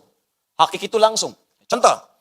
Amsaktu bi Zaidin idza qabadta ala syai'in min jismi. Ya. Amsaktu bi Zaid. Amsaktu, saya pegang Zaid pakai bi Zaid. Saya bisa katakan begini, amsaktu Zaidan. Nama siapa? Ya, Adi, jangan ini. Saya pegang Adi, jadi saya begini nanti. Nama siapa? Abdul. Coba berdiri. Masya Allah. Jazakallah khair. Baik. Lihat sini. Amsaka yumsiku. Pegang dengan erat. Begini. Ya. Gak usah ikut saya, di situ aja. Ini pegang, ya. Pegang dengan erat. Kalau saya bilang amsaktu Abdullah, ya, saya sedang megang Abdul. Artinya apa? Pegang biasa aja. Erat mungkin lepas. Tapi kalau saya katakan amsaktu bi Abdul, saya pegang sampai nempel dengan saya. Jangan pergi kemana-mana. Nempel. Ya. Di begitu saya tempelkan begini, nempel sampai nempel, jangan lepas. Coba jalan. Ima saya tarik atau saya ikut dia begini. Itu nempel, itu namanya menggunakan ba, itu ilsak namanya, nempel. Betul? Ya, silakan duduk ya. Jazakallah khair. Semoga Allah berikan pahala pada antum. Nah, al-saqtu mindila, ya, al-saqtul mindil, misal, alal kitab. Saya tempelkan ini, ya, tisu ke kitab, ke buku, nempel begini. Di kemana aja bukunya pergi, ini mindil, ya. Sapu tangannya atau tisunya akan ikut. Ini ba namanya lisak. Jadi begitu menggunakan kata ba, al-saqtu misalnya, al-mindila bi kitabin. Saya tempelkan tisu ini ke kitab. Ketika menggunakan ba, itu tandanya itu tisu ditempelkan dengan erat sampai kapanpun sulit untuk dilepaskan. Jelas ya? Itu lisak hakiki. Ada yang maknawi. Maknawi itu tidak nampak dalam pandangan kita, nggak langsung kepegang, tapi begitu erat dengan kita. Kita megang nggak bisa. Lihat pun nggak tampak. Ini bagian kedua nih. Tadi satu hakiki, bendanya ada, kelihatan langsung ada. Contoh, amsaktu bi Abdullah. Saya pegang tangannya Abdul dengan kuat. Abdulnya kelihatan. Kelihatan, samping saya ikutin. Hakiki, yakin, ada benda materinya depan kita. Kedua maknawi, nggak nampak. Wujudnya nggak kelihatan. Dipegang nggak bisa, dilihat nggak nampak. Cuman kita yakin ada itu. Dan nempel dengan kita. Misal, antum punya perasaan. Punya perasaan nggak? Pak, coba tunjukkan pada saya, bisa kelihatan. Nggak ada, tapi kita yakin punya itu. Kita punya kebahagiaan, punya kesedihan. Ya, ada orang kemudian datang mengajak debat Abu Hanifah. Dia orang paling hebat di masanya, liberal dia, datang di masanya Imam Abu Hanifah. Tuhan tuh nggak ada katanya, karena nggak kelihatan. Masya Allah, hampir kalah semua orang pada saat itu. Datang anak kecil namanya Abu Hanifah Nu'man, lewat dia. Kenapa Tuhan nggak ada? Maaf om, bahasa kita ya, sini. Maaf om, sini katanya kan. Oh, kamu mau nantang saya? Bukan, ya. Saya cuma pengen tahu aja kenapa plak ditampar. Kaget dia. Kamu nampar saya. Emang kenapa? Sakit. Tunjukkan pada saya mana sakitnya. Ini, itu bukan, itu pipi. Saya pengen lihat sakitnya, bukan pipinya. Saya nggak bisa tampakkan, demikianlah Tuhan, Allah. Bukan berarti yang tak kelihatan itu tidak ada. Karena Anda pun merasakan sakitnya di situ, tapi sakit tak nampak, tapi Anda bisa merasakannya. Kalah sama anak kecil, malu keluar dari situ, tobat. Liberal dulu, kalah sama anak kecil, tobat. Liberal sekarang sudah nggak punya dalil, nggak mau tobat. Itu yang kita doakan. Kalau yang begitu kita doakan dia, kita doakan. Banyak, Abu Jahal nggak mau tobat, maka sekarang nggak mau tobat. Ya. Dah, ya.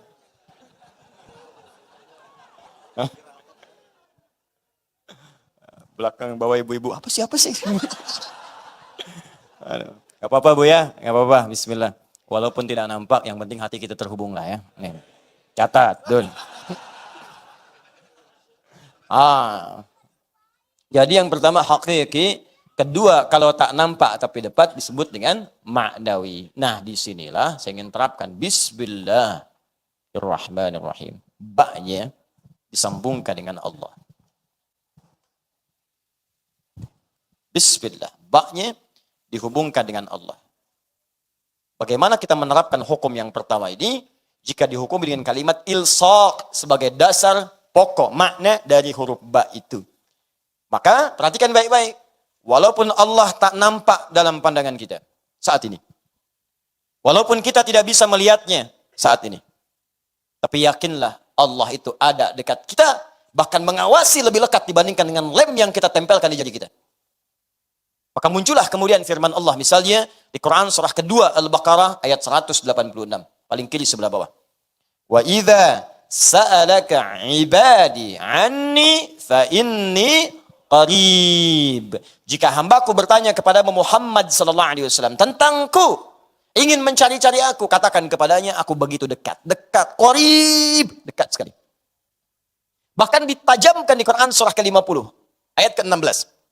Awas hati-hati. Walaqad khalaqnal insana wa na'lamu ma tuwaswisu bihi nafsuhu wa nahnu aqrabu ilaihi min hablil warid. Sungguh kami telah ciptakan manusia, bahkan kami tahu apa yang dibisikkan jiwanya kepadanya. Dia bukan cuma diciptakan, maaf ya, Allah sampai tahu apa yang belum Anda ungkapkan. Jadi baru jiwa Anda bisikan sudah ketahuan. Ya. Coba lihat tuh Ustaz, coba lihat tuh. PC-nya pasti ada yang salah tuh. Di hati Anda bicara. Coba lihat itu, coba lihat. Belum diungkapkan. Katakan kepadanya, jangan dipendam, nanti keduluan. Di hati baru muncul, belum disampaikan, itu Allah tahu. Yang positif atau negatif. Kalau positif belum diungkapkan, dituliskan pahalanya. Tapi kalau negatif belum diungkapkan, belum keluar dosanya. Diucapkan, baru keluar. Yang positif baru dihadirkan dalam hati kita, dituliskan pahalanya. Dikeluarkan, tambahkan 2 kali lipat. Indahnya Allah. Tapi yang mau saya sampaikan, wa nahnu aqrabu ilaihi min hablil warid. Sampaikan pesan pada seluruh hamba-hambaku, aku lebih dekat dibandingkan urat leher yang melekat pada dirinya. Saya mau tanya pada Anda, apakah urat leher Anda ini, maaf, dilem di leher Anda? Bukan masalah lemnya, sudah nempel terus kemanapun Anda pergi. Ada orang yang kalau mau pergi ke kantor dulu, lepas dulu urat lehernya. Ntar ya, abang mau kantor dulu, simpen sini, nggak bisa. Ya, semua dia kemanapun pergi, ikut. Dia tidur, ikut. Dia kantor, ikut. Dia makan, ikut. Nempel terus. Kata Allah, saya lebih dekat, lebih lekat dibandingkan urat leher yang nempel di leher kamu itu. Ini fungsi lisak yang pertama, ilsak. Jadi ba ini kenapa disebut dengan ba ilsak? Bagaimana diterapkan pada kalimat bismillah? Ketika Anda mengucapkan kalimat ini, bismillahirrahmanirrahim, maka bukan sekedar ucapkan ba, tapi rasakan Allah sedang berada di dekat kita, lebih dekat daripada urat leher kita. Kalau mengucapkan kalimat bismillahnya begini, maka Anda akan dijaga oleh Allah dari perbuatan maksiat. Anda akan dijaga karena Anda merasa dekat dengan Allah. Orang yang pegang minuman dan mengucapkan bismillah, dia merasa Allah lebih dekat dengan dirinya. Nempel padanya, mengawasi dia. Maka mustahil dia akan menyentuh minuman yang diharamkan oleh Allah Subhanahu wa ta'ala. Karena dia tahu, diawasi oleh Allah. Kalau dia mengerti dia bekerja, dan saat kerja itu, dia dikawal oleh Allah langsung. Dilihat, diawasi, bahkan dekat pada dirinya. Dan dia merasa dekat dengan Allah. Diawasi Allah. Dia tidak akan memilih pekerjaan yang tidak Allah sukai. Tidak akan korupsi. Tidak akan mencuri. Tidak akan nyogok. Apa enggak malu saat nyogok dilihat Allah? Anda nyogok dilihat manusia saja malu. Nyogok kelihatan manusia malu. Nyogok direkam malu. Apa Anda pikir Allah enggak punya kamera? Canggih kameranya. Dibuka di hari kiamat. فَمَنْ يَعْمَلْ بِثْقَالَ ذَرَّةٍ خَيْرًا يَرَهُ وَمَنْ يَعْمَلْ بِثْقَالَ ذَرَّةٍ شَرًّا يَرَهُ. Tidak akan ada yang lolos dari kamera Allah Subhanahu wa ta'ala. Nampak semua sekecil-kecilnya. Berbuat sesuatu yang tak nampak pun pergi ke kamar yang tersembunyi, gemboknya 12, ukur sendiri di dalam. Maksiat di dalamnya, nampak. Film Anda akan diputar di hari kiamat. Nampak semuanya. Makanya sebelum wafat diedit dulu tuh gambarnya. Edit adegannya, tobat, lihat-lihat mana. Ingat sama bapak, sama ibu, sama adik, sama kakak, sama istri, sama tetangga. Urutan dari yang paling dekat sampai yang paling. Edit dari sekarang. Kalau ada suara yang kurang jelas, dubbing. Tempel dengan yang bagus, ganti suaranya. Oh, saya pernah mencela, dubbing, ganti dengan yang baik. Oh, pernah gibah, ganti dengan yang baik. Dari sekarang, saat film itu diputar di hari kiamat, film yang nyata, real, dokumentasi kehidupan kita saat di dunia, maka bangga Anda menghadapinya. Masya Allah. Waduh, adegan ini nih. Saya mau ke arisan, dulu gak ada sendal, saya ngambil nasi pulan. Wah, diputar gak? Tiba-tiba Anda pernah bertobat. Mendatangi orangnya, pernah minta maaf, ganti sendalnya. Ternyata gak ada adegan itu. Masya Alhamdulillah. Yang kelihatan cuma sholatnya, Masya Allah. Cuma ta'limnya, doanya, khusyuknya, permohonannya, kenikmatannya, itu yang diputar. Sekarang cuma Anda yang merasakan maksiatnya sendirian. Nanti ketika diputar, semuka langit dan bumi menatap Anda. Oh begini ternyata kelakuannya. Taklim saf pertama ternyata di luar seperti ini dia. Sholat saf pertama ternyata di luarnya begini dia. Di kantornya begini, hartanya haram. Kayak orang paling soleh di rumahnya ternyata bermaksiat. Lihat video-video yang buruk. Datang ke tempat yang tidak semestinya. Izinnya ke kantor, berangkatnya kemana? Itu diputar. Dan yang paling celaka, Anda wafat dalam keadaan itu. Itu yang paling bahaya. Anda tega bermaksiat kepada pasangan Anda. Istri pergi minta izin ke tempat yang bukan semestinya. Suami bilang ke kantor, mampirnya ke tempat lain. Wafat di situ. Dan di akhirat diputar, nggak sempat tobat lagi. Makanya pikir dulu kalau mau kerjakan apa-apa. Inilah rahasianya. Kenapa Nabi katakan setiap perbuatan baik, ucapkan bismillah. Kullu amrin dhibalin la yubda'u fihi bismillahirrahmanirrahim fahuwa abtar. Setiap perbuatan baik yang tidak disertakan kalimat bismillahirrahmanirrahim maka dia terputus. Apa yang dimaksud terputus? Terputus dari pengawasan dari Allah, terputus nilai pahalanya dan terputus dari keberkahannya. Makanya kalau mau kerjakan sesuatu coba bismillah, bismillahirrahmanirrahim. Dan kalimat ini otomatis tidak akan pernah diucapkan dalam konteks maksiat. Berat lisannya. Enggak ada orang maksiat pakai bismillah. Waduh, sendal hilang, pakai itu tuh yang bagus tuh. Takut dosa, pakai bismillah aja. Bisa. Ya. Jelas ya? Nah, jadi ini kalimat pertama. Jadi biasakan setiap mengerjakan sesuatu, bismillahirrahmanirrahim. Bismillahirrahmanirrahim. Ba-nya ilsaq. Sesuatu yang menghadirkan kedekatan kita dengan Allah Subhanahu wa ta'ala. Maksudnya, usahakan setiap mengerjakan berbagai hal, kita merasa disaksikan oleh Allah Subhanahu wa ta'ala. Kalau sudah hidup kita begini, dan merasa Allah dekat dengan kita, maka sudah. Dijawablah langsung oleh Allah. Ujibu da'watad da'i idza da'an. Jika dia punya kebutuhan, seketika aku akan berikan. Itu rahasianya. Makanya ada orang-orang yang saking dekatnya dengan Allah, belum minta, sudah dijawab. Belum minta. Belum memohon, sudah dikabulkan. Kan saya sering sampaikan, Maryam ada. Ya, Maryam itu kan bukan nabi, bukan rasul, manusia biasa. Kenapa diberi contoh dalam Al-Quran manusia biasa? Supaya kita bisa mengikutinya. Supaya Anda tidak katakan, dia akan nabi ya Allah. Dia akan rasul. Oh, saya manusia biasa. Aku mah apa tuh? Kata Allah, kamu manusia, Maryam manusia, Imran manusia, dia bukan nabi, bukan rasul. Kamu bukan nabi, kamu bukan rasul. Kenapa dia bisa, kamu tidak? Dengan cara apa lagi bisa diterangkan? Maryam ada, Luqman ada, Imran ada, Hannah ada, Asyah ada. Ada semuanya. Apa yang tidak ada? Karena itu kita turunkan ini sebagai bagian dari contoh kehidupan kita turunkan. Bangun kedekatan dengan Allah. Bangun. Bangun. Coba, wa idza sa'alaka 'ibadi 'anni fa inni qarib. Setelah mengatakan saya dekat, ujibu da'watad da'i idza da'an. Maka ketika dia punya permohonan, aku kabulkan. Karena itu orang yang bismillah itu, maka akan dibuktikan kedekatannya dengan menyembah Allah, beramal saleh. Makanya langsung disusul dengan kalimat falyastajibuli. Ketika saya panggil, cepat respon. Makanya orang-orang yang dekat dengan Allah sebelum dipanggil, dia sudah mendekat. Karena itu orang yang paham bismillahirrahmanirrahim diucapkan 17 kali dalam sehari. Kenapa itu diucapkan? Supaya kita menjadi semakin dekat dengan Allah. Semakin latihan. Anda mengucapkan 17 kali dalam sehari, masa nggak dekat juga? Minimal paham. Orang mengucapkan sekali, belum paham, sekali lagi. Belum ngerti, sekali lagi. Anda 17 kali sehari. Masa nggak paham juga? Masa nggak dekat juga? Saya melakukan pendekatan misalnya ke Abdul. Sekali datang, nggak ketemu, wajar. 2 kali datang, nggak ketemu. 3 kali datang, 17 kali. 17 kali sehari datang. Masa nggak ada yang ketemu? Dapat, saya bisa dapatkan itu. Saya pengen ketemu Abdul. Masjid Al-Ihsan. Sekali datang, nggak ada. 2 kali datang, nggak ada. 17 kali sehari. Tengok lagi, tengok lagi, tengok lagi. Ada. Sekarang nggak dapat, besoknya dapat. Sekarang nggak dapat, besoknya dapat. Anda baca Bismillahirrahmanirrahim seumur hidup berapa kali? Masa belum dekat juga dengan Allah? Sehari 17 kali, belum dekat. Besoknya baca lagi. Besok belum dekat, baca lagi. Bertahun-tahun baca, belum dekat juga. Anda butuh berapa waktu lama lagi?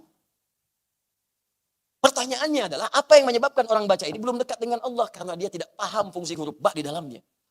Itu poinnya. Makanya rasakan ketika kita mengucapkan itu, rasakan fungsi ba yang kedua. Apa fungsi ba yang kedua itu? Al-musahabah. Satu ilsaq, kedua musahabah. Yang menyertai. Yang hadir bersama kita. Kalau tadi merasa dekat, nempel. Nah, ketika Anda misalnya ingin merasakan nempel, dekat, ingin membangun kedekatan dengan Allah, maka yang pertama rasakan Allah itu berada dengan kita. Mengawasi kita maksudnya. Dekat dengan kita. Ini yang disebut sifat ihsan yang tadi saya bacakan di hadis Muslim, nomor hadis ke-8. An ta'budallaha ka'annaka tarahu fa illam takun tarahu fa innahu yarak. Engkau menyembah Allah seakan-akan engkau itu merasa diawasi oleh Allah walaupun tak mampu untuk melihatnya. Tapi yakinlah Allah ada di dekat Anda, mengawasi Anda.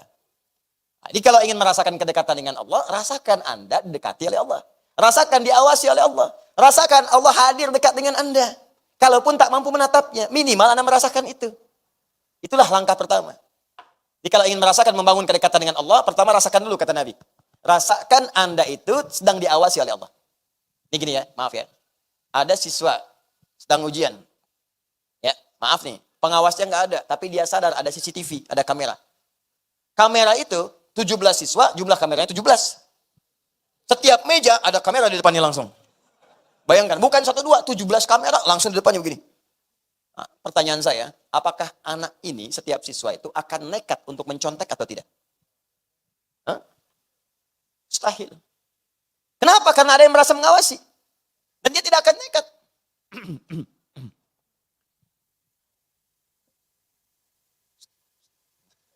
Ini kameranya ke sini, tutup dulu misalnya.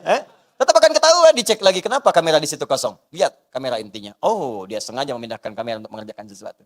Maka orang yang merasa diawasi, sekalipun tidak ada bersama dia pengawasnya, dia akan serius untuk mengerjakan tugasnya. Di kantor ada CCTV, dia serius. Di masjid ada CCTV, serius. Saya katakan sekali lagi, CCTV mana yang lebih canggih dibandingkan dengan CCTV Allah Subhanahu wa taala? Dengan pengawasan Allah Subhanahu wa taala. Karena itu yang pertama, jika Anda ingin merasa dekat dengan Allah, rasakan setiap kita mengerjakan sesuatu, Allah pasti mengawasi kita, Allah pasti menyertai kita. Kalau sudah begitu, maka mata tidak akan pakai untuk melihat yang maksiat, tidak akan digunakan. Begitu akan melihat, Allah menyertai saya, malu. Begitu akan bicara yang kotor, Allah mendengar saya, malu. Begitu akan ghibah, ya Allah, sedang dilihat, malu. Malu, malu, malu. Akan melangkahkan kaki dengan sombong, malu. Allah Maha Tinggi, masa saya sombong? Firaun aja yang kaya sombong tenggelam, saya bukan Firaun, bukan Qarun. Ya. Apapun itu akan ada solusinya. Kalau sudah begitu, maka beramal akan lebih mudah. Itulah ba. Jadi kalau Anda beramalnya cepat, dekat dengan Allah, diawasi, Anda dekat dengan pejabat, akses Anda bisa mudah. Dekat dengan orang yang punya kedudukan, Anda lebih mudah. Anda dekat dengan Allah, apa yang tidak mudah bagi Allah? Apa yang tidak sulit bagi Allah? Yang tidak mudah bagi Allah? Semua mudah. Gak ada yang sulit, mudah semuanya.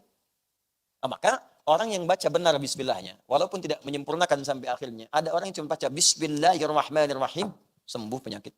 Saking dekatnya dengan Allah Subhanahu wa taala. Bismillahirrahmanirrahim. Minum, sembuh. Bismillahirrahmanirrahim. Rizki, udah. Insyaallah. Sedang haus luar biasa. Bismillahirrahmanirrahim. Hilang haus? Ya, yang saya bukan maksudkan yang ini. Hal-hal yang kadang rumit dalam kehidupan. Ada orang hanya mengucapkan bismillah, maka turun keberkahan dari sisi Allah Subhanahu wa taala. Maka kalimat ini bukan sekedar diucapkan, tapi bagaimana mengucapkan kalimat ini dengan dasar kedekatan kepada Allah Subhanahu wa taala yang dalam. Paham sampai sini? Jadi saya ingin katakan kalau Anda ucapkan bismillah, bismillah, bismillah, tapi kedekatan dengan Allah enggak ada, bagaimana doa bisa dikabulkan? Bagaimana jawaban bisa muncul? Mustahil. Sampai 1000 kali latihan, 2000 kali, 3000 kali, tapi Anda enggak ada kedekatan dengan Allah. Dan kedekatan itu ditunjukkan langsung kata Allah dengan ibadah. Dia orang yang dekat dengan Allah itu kelihatan ibadahnya. Kelihatan. Yang kedua lewat akhlak. Ingat ya, ingat baik-baik. Pertama, nampak kalimat bismillah itu menunjukkan kedekatan seorang dengan Allah pada ibadah. Lihat salatnya, lihat sunnahnya, lihat bacaan Qur'annya, lihat tilawahnya, lihat bangun malamnya, lihat doanya.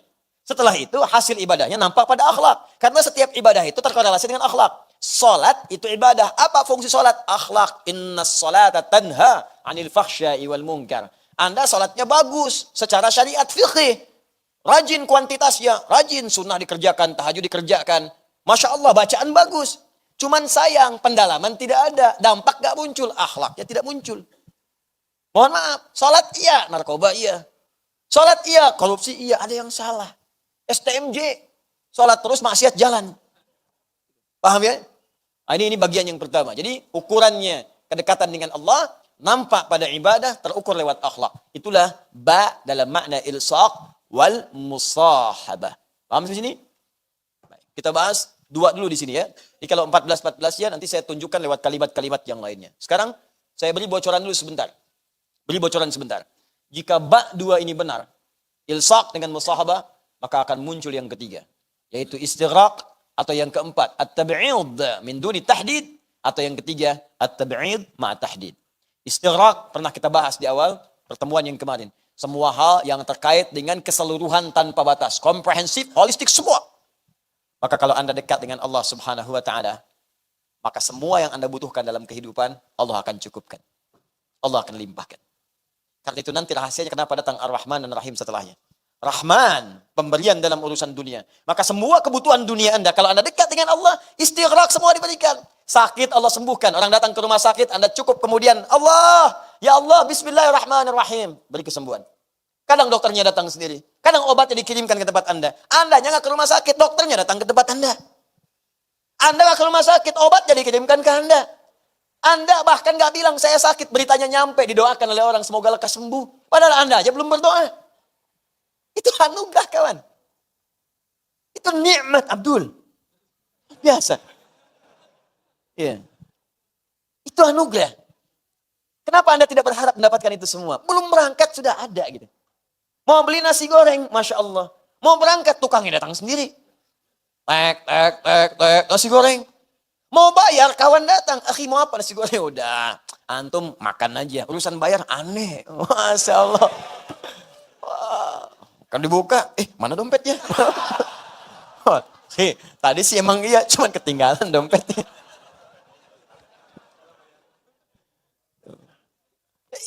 Dan itu nyata, teman-teman, ada. Nyata. Cuma kembali kepada kita, realitas itu mau kita dapatkan atau tidak. Rahman, ya Rahman. Rahman, sifat pemberi semua urusan dunia. Rahman itu mencakup muslim, non-muslim, beriman, tidak beriman. Standar yang umum, universal, dapat. Standarnya apa? Pekerjaan. Misal, hukum kaya itu tidak melekat iman. Kaya itu melekat pada aktivitas, ikhtiar, pekerjaan. Jadi jangan katakan kalau ada non-muslim bekerja keras, kaya. Jangan katakan kok nggak beriman bisa kaya. Hukum mau kaya itu bekerja. Tapi kalau pengen berkah kekayaannya dan pengen cepat mendapatinya, iman. Berkah antum di situ. Makanya orang beriman dulu mau kaya gampang. Kaya gampang. Orang dulu, Abdurrahman bin Auf itu modalnya cuma pakaian. Mau kaya gampang, 3 bulan kaya. Setahun kapak terbuat dari emas. Setahun. Anda bayangkan? Bayang. Itu dahsyat luar biasa. Kecil Rahman, dapat kita rahim. Anugerah akhirat yang terindah. Khusus bagi yang beriman saja. Anda mau dapat apa? Surga. Kalau cuma surga, semua minta surga. Mintakan surga yang paling tinggi.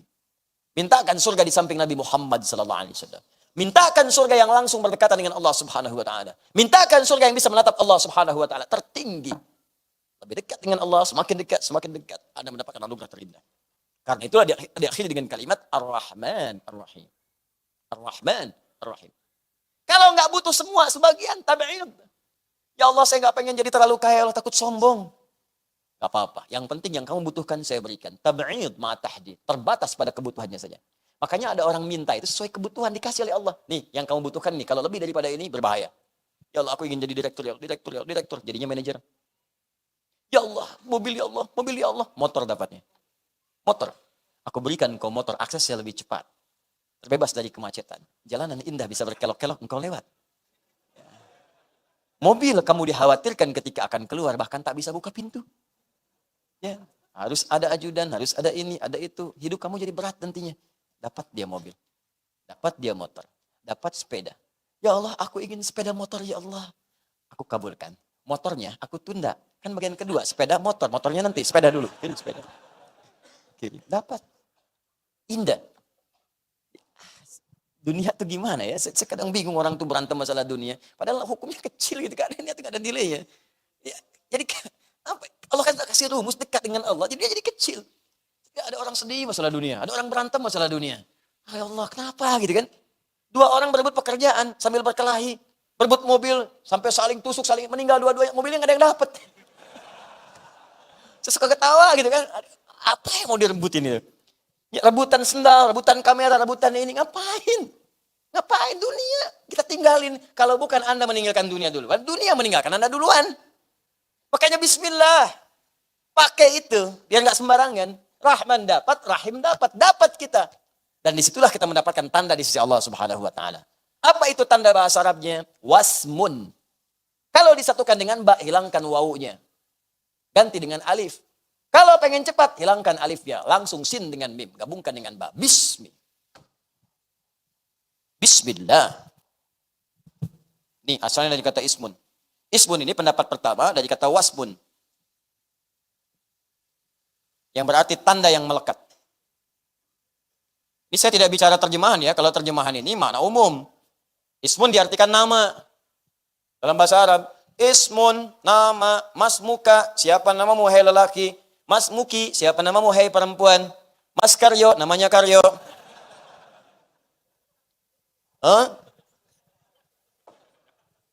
Jelas, ismun, nama. Itu kalau bahasa Arab biasa, standar nama. Mas muka, siapa namamu? Paham? Tapi kalau kita kaji lebih dalam, apa asal kata ismun ini? Wa qala al-kufiyuna, wa qala al-basriyuna. Ahli nahu dari Kufah, ahli nahu dari Basra. Orang-orang pakar bahasa Arab mengatakan pendapat pertama, ismun berasal dari kata wasmun, yaitu sesuatu tanda yang melekat. Kenapa ismun dikatakan dengan nama? Karena nama itu menjadi tanda yang membedakan dia dengan orang lain. Ini Abdul, ini Adi. Saya panggil Adi, nengok yang ini. Abdul, nengok yang ini. Asep, nengok yang di belakang. Hussein, nengok yang di kiri. Michael, nengok di kanan. John, nengok yang di depan. Nama. Karena itu ketika diberikan nama, menjadi tanda dia untuk dibedakan dengan orang lain. Adi yang ini, Adi Hidayat yang ini. Adi, dua-duanya nengok. Bukan yang itu kok, Adi Hidayat. Yang ini berarti. Apa mas? Bukan Hidayat yang ini, Adi Hidayat Nur Salim. Yang itu. Setiap diberikan nama, tambah untuk membedakan satu dengan yang lainnya. Karena itu setiap nama yang melekat, mau disingkat, mau tidak disingkat, pasti membedakan satu dengan yang lain. Nih, saya berikan gambaran. UAS, singkatan. Siapa yang terbayang?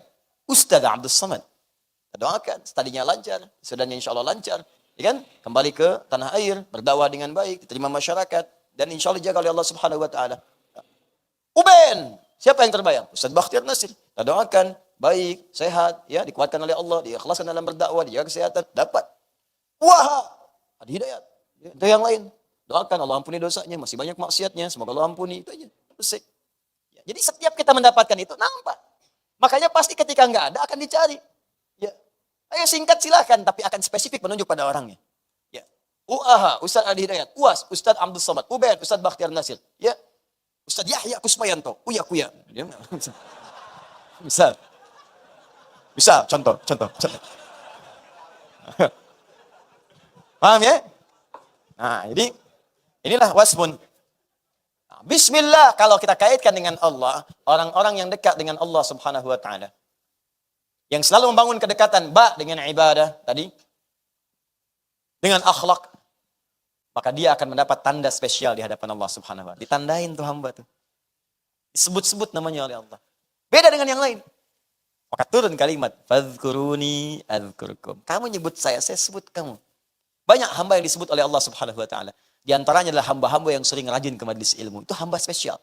Ibadahnya di majelis ilmu supaya punya ilmu. Ilmu dipakai dalam amal. Orang seperti disebut oleh Allah. Majtama'a qaumun fi baitin min buyutillahi. Gak pernah orang kumpul-kumpul di satu rumah, di rumah Allah Subhanahu Wa Taala. Datang ke masjid, datang ke majelis ilmu. Orang kumpul-kumpul di gelanggang, orang kumpul-kumpul misalnya di Medan, kumpul-kumpul di pasar, di macam-macam, dia datang ke majelis ilmu. Yatluna kitab Allah, untuk belajar Al-Quran. Wa yatadarasunahu fima bainahum. Dia kaji, dia tafsirkan, dia diskusi, dia dapatkan maknanya.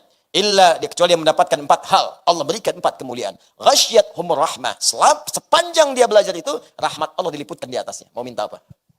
Nazalat alaihimus sakinah. Maka akan diberikan ketenangan dalam jiwanya. Makanya orang pulang dari majelis ilmu, itu hatinya serasa lebih tenang. Kalau nggak percaya silakan ya. Waktu berangkat dengan waktu pulang akan beda. Ada suasana hati yang lain. Kalau Anda datang ke majelis saya, tidak merubah diri Anda, pulang dari sini nggak ada getaran, nggak ada apa-apa, tinggalkan saya. Cari ustaz lain. Akan beda. Anda datang akan beda. Makanya banyak majelis diburu sebelum dibuka. Dimulai maghrib, datang subuh. Datang pagi, ada yang nginep, datang siang. Apa yang mau dicari? Snack gak ada. Dulu waktu masih sedikit, ada. Sekarang nyari sendiri. Kan? Aku ada insya Allah. Samping ada, isan mat lengkap. Gitu kan? Ada, tapi apa yang mau didapatkan? Ada kenikmatan gitu kan? Ada ketenangan yang kita raih. Ada hamba-hamba spesial. Ghasyiyathumur rahmah. Nazalat alaihimus sakinah. Perhatikan kalimatnya belum selesai. Ya, hafathumul malaika. Dan orang-orang ini akan diliputi oleh malaikat. Itu jangan dikira kosong. Jangan dikira. Ini padat banyak orang. Ada yang berdiri. Siapa duga dan siapa sangka di samping dia malaikat berdiri. Di samping dia malaikat duduk. Nggak ada yang tahu. Bukankah malaikat diberi keistimewaan untuk menyamar? Menjadi laki-laki, bertemu dengan Nabi, datang. Ada lagi yang tak nampak di sampingnya. Dan banyak sifat malaikat. Itu gaib. Kenapa gaib? Karena kalau tampak, belum tentu untuk bisa tenang. Samping malaikat. Malaikat. Siapa? Malaikat maut. Saya waktunya sebentar lagi enggak. Tenang aja. Saya mau ke Abdul kok. Contoh aduh. Contoh. Misal. Jadi begitu. Ya. Ya. Nah, ini teman-teman sekalian, itu yang keempat belum selesai. Alhamdulillah. Wa dzakarahumullahu fi man 'inda. Wa dzakarahumullahu fi man 'inda. Dan orang yang ikut taklim itu disebut-sebut langsung ditandai. Disebut-sebut di sekitar makhluk yang ada di arsy. Si fulan, lihat si fulan, ya malaika lihat si fulan, perhatikan si fulan. Ya malaika, orang-orang datang nostalgia, orang-orang datang ya malaika. Ada yang pergi ke puncak, ada yang ke Lembang, ada yang macam-macam. Ya malaika catat dia. Dia spesial. Majelis ilmu. Ada yang istighfar sebelum subuh spesial. Disebut langsung oleh Allah. Istighfar. Ada yang sedekah. Rahasia-rahasia spesial. Ada yang ahli Quran. Lebih spesial ahli Quran. Lebih spesial. Bahkan disebut oleh Nabi langsung kalimatnya. Ahlul Quran, ahlullahi wa khasatuh. Ahlul Quran, orang yang sangat dekat dengan Allah dan diberikan kekhususan langsung oleh Allah Subhanahu Wa Taala. Jika benar menjadi ahli Quran dia. Karena ada 3 jenis ahli Quran. 1, orang zalim dengan Qurannya. Hafal Quran tapi bermaksiat dengan Qurannya. Yang kedua, muqtasid. Cukup untuk dirinya sendiri. Belum bisa berbagi. Yang ketiga, sabiqum bil khairati biidznillah. Ahli Quran yang mengamalkan isi Qurannya penuh dengan nilai-nilai kebaikan. Itu di Quran surah ke-35 ayat ke-32. Kalau benar, langsung turun rahmat Allah disebut-sebut oleh Allah. Wasmun. Sebut namanya. Dekat dengan Allah Subhanahu wa taala. Ada tanda di sisi Allah Subhanahu wa taala. Ini bukan sekedar bismillah dengan nama Allah. Ketika Anda menyebut Allah dengan namanya, Anda diberi tanda oleh Allah Subhanahu wa taala. Anda mau kerja, bismillahirrahmanirrahim. Menyebut nama Allah ditandai oleh Allah. Jaga dari perbuatan maksiat. Jangan dituliskan hal maksiat di komputer dia. Bisikan di hatinya. Ya. Awas, begitu dibisikkan diberikan petunjuk burhan. Burhan Rabbi, laula ara burhan Rabbi. Lihat ada burhan dalam jiwanya. Jangan kerjakan ini bahaya. Bagaimana kalau kamu wafat? Pindah. Tinggalkan maksiat. Masya Allah indah. Kalau hidup begitu demi Allah saya katakan nyaman, enak. Nah, yang terakhir, ismun itu juga bisa berarti dari kata sumu.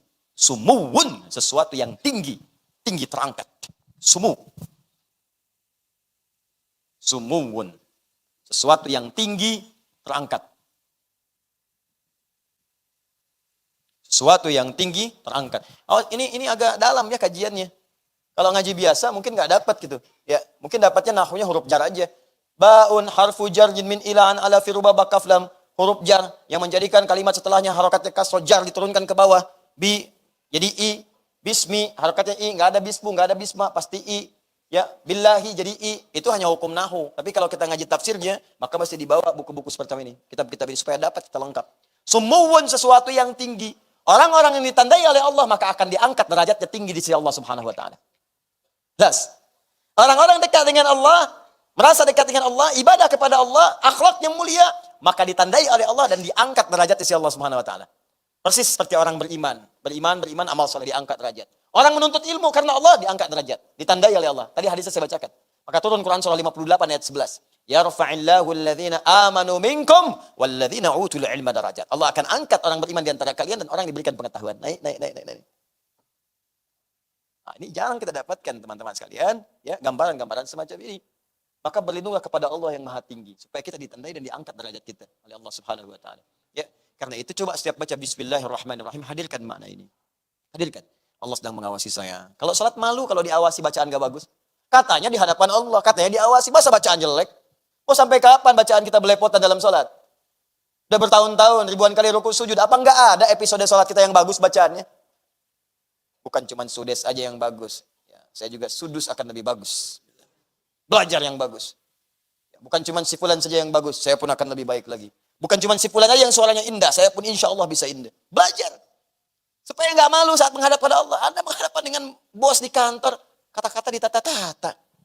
Saya kalau naik pesawat tuh kalimatnya dia eja-eja gitu kan. Pak, teh apa kopi? Maaf, saya mau istirahat saja. Tapi saya rasakan apakah di rumah tangganya seperti itu juga? Coba saya tanya pramugari-pramugari saat Anda di pesawat. Anda menghadapi orang-orang yang bukan mahram Anda. Itu orang asing. Apa hanya karena bayar kemudian Anda perlakukan istimewa dengan mengatakan kalimat lembut? Pak, teh ataukah kopi? Ya, chicken or fish? Masalah ayam ataukah ikan? Saya pengen tahu kalau di rumah begitu enggak gitu sama suaminya. Pak, teh apa kopi? Ikan apa ayam, Pak? Emang ada? Enggak, tempe. Bisa enggak begitu gitu? Bisa enggak? Hah? Gitu. Ya, Allahu Akbar. Ya, cobalah gitu ya. Coba hadirkan makna-makna itu. Rasakan Allah mengawasi kita. Tidak salah profesionalitas pekerjaan harus begitu.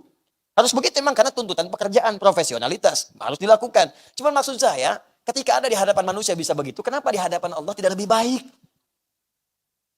Ya, bismillahirrahmanirrahim. Ya, baca yang bagus. Ini hak kecil jadi hak besar. Panjang jadi pendek, pendek jadi panjang. Pantesan kalau minta cepat jadi lambat. Ya, minta lambat jadi nggak datang. Paham ya? Nah, sekarang yang terakhir. Kenapa di sini menggunakan kalimat Allah terlebih dahulu? Padahal bisa dikatakan, bisa di luar bacaan ini, bisa kita berkata, Bismillahirrahmanirrahim. Karena kalimat Ar-Rahman itu bisa digunakan ketika tidak menyebut kalimat Allah. Dalilnya Quran surah 17 ayat 110. Qulid Allah awid Ar-Rahman. Sebut nama Allah atau sebut Ar-Rahman. Di sini kenapa? Kalau Allahnya dimunculkan. Bismillah, kemudian Ar-Rahman dan Ar-Rahim. Apa rahasia di balik kalimat Allah ini? Ini puncaknya. Dan itu yang kita bahas di pekan depan nanti insya Allah. Karena ini butuh kajian dan waktu yang khusus. Kita akan bahas di pertemuan berikutnya insya Allah. Rahasia di balik kalimat Allah. Jelas? Belum saya jelaskan kan pekan depan. Baik.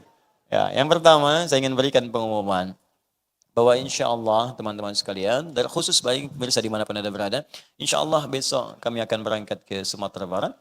Ya, first flight kami berangkat, mungkin pagi sudah ada di sana dengan jadwal yang telah disebarkan. Bagi Anda yang berada di Sumatera Barat, silahkan bisa bergabung. Teman-teman yang berada di sekitaran, silahkan terhubung, nanti ada di channel Adi Hidayat Official. Saya sering katakan dan tidak usah ditanya berulang-ulang, ya, untuk akhir TV sedang maintenance. Kita persiapkan sebaik mungkin, nanti kita bikin kejutan yang baik gitu kan, tayangan-tayangan lengkap. Sampai kemarin malam saya meeting teman-teman sekalian, ya diantaranya adalah nanti tayangan-tayangan bagus, bukan meeting di sini. Ya, ada yang dari Timur Tengah, ada yang dari macam-macam, dan kita sudah jalin kerjasama. Alhamdulillah terkait dengan khususnya bidang pendidikan. Apa diantaranya? Nanti sepulang saya dari Padang, dari Sumatera Barat, kita akan duduk langsung. Alhamdulillah nanti besok akan datang utusan dari Sudan, yang pertama. Membawa berita gembira. Yang pertama yang sudah tes 25 orang, insya Allah akan berangkat 2 pekan setelah Idul Adha. Besok berkasnya akan dibawa langsung oleh orang Sudannya. Ya, memang akan dibawa langsung tadinya dengan mahasiswanya, cuma saya katakan tolong beri waktu supaya bisa Idul Adha dulu di Indonesia. 2 pekan setelah itu baru berangkat.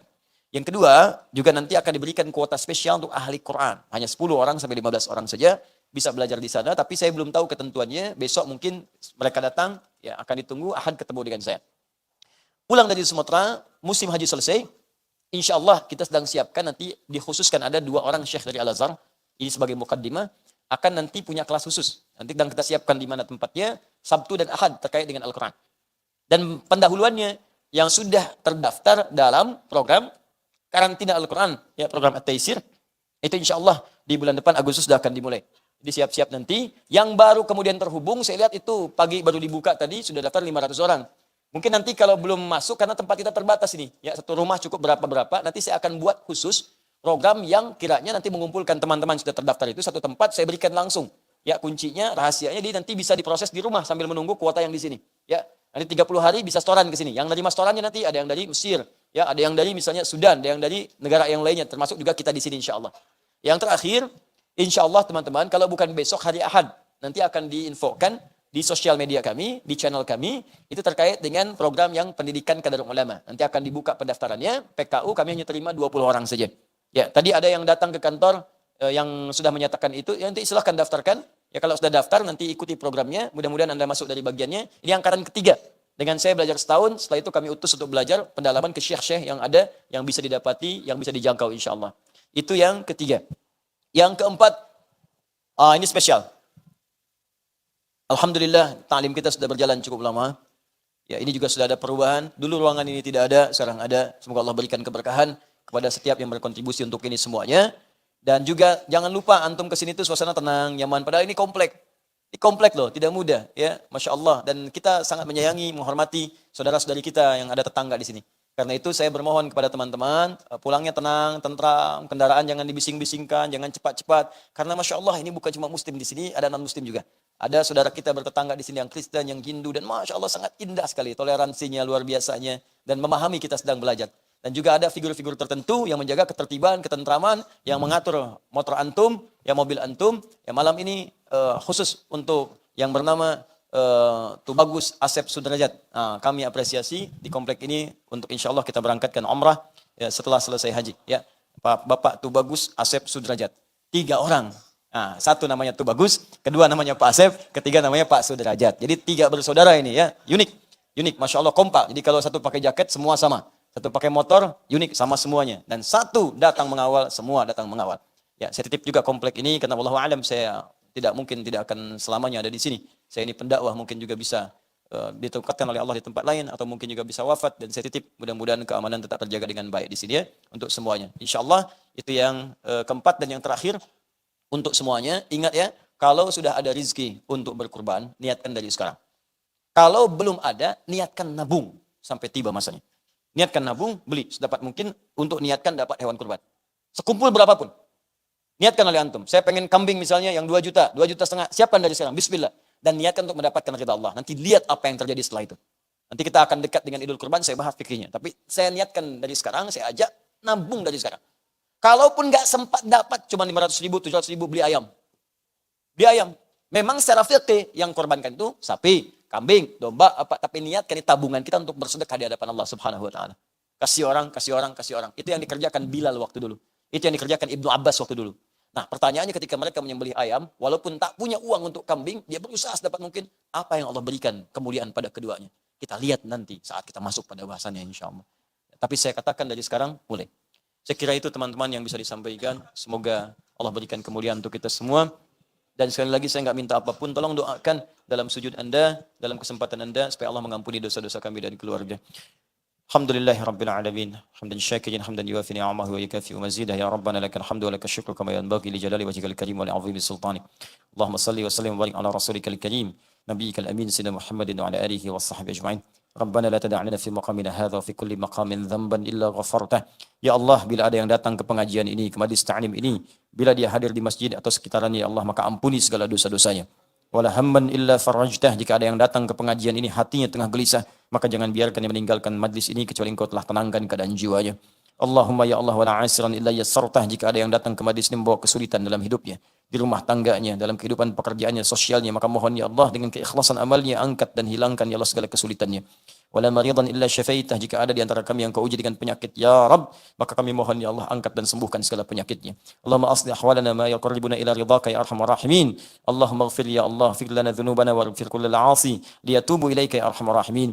Ya Allah, kami mohon bimbing kami untuk kami bisa berbuat lebih baik daripada hari-hari sebelumnya. Kami ingin lebih dekat denganmu ya arhamar rahimin. Ampuni dosa kami ya Allah, bimbing kami untuk bisa bertobat kepadamu ya arhamar rahimin.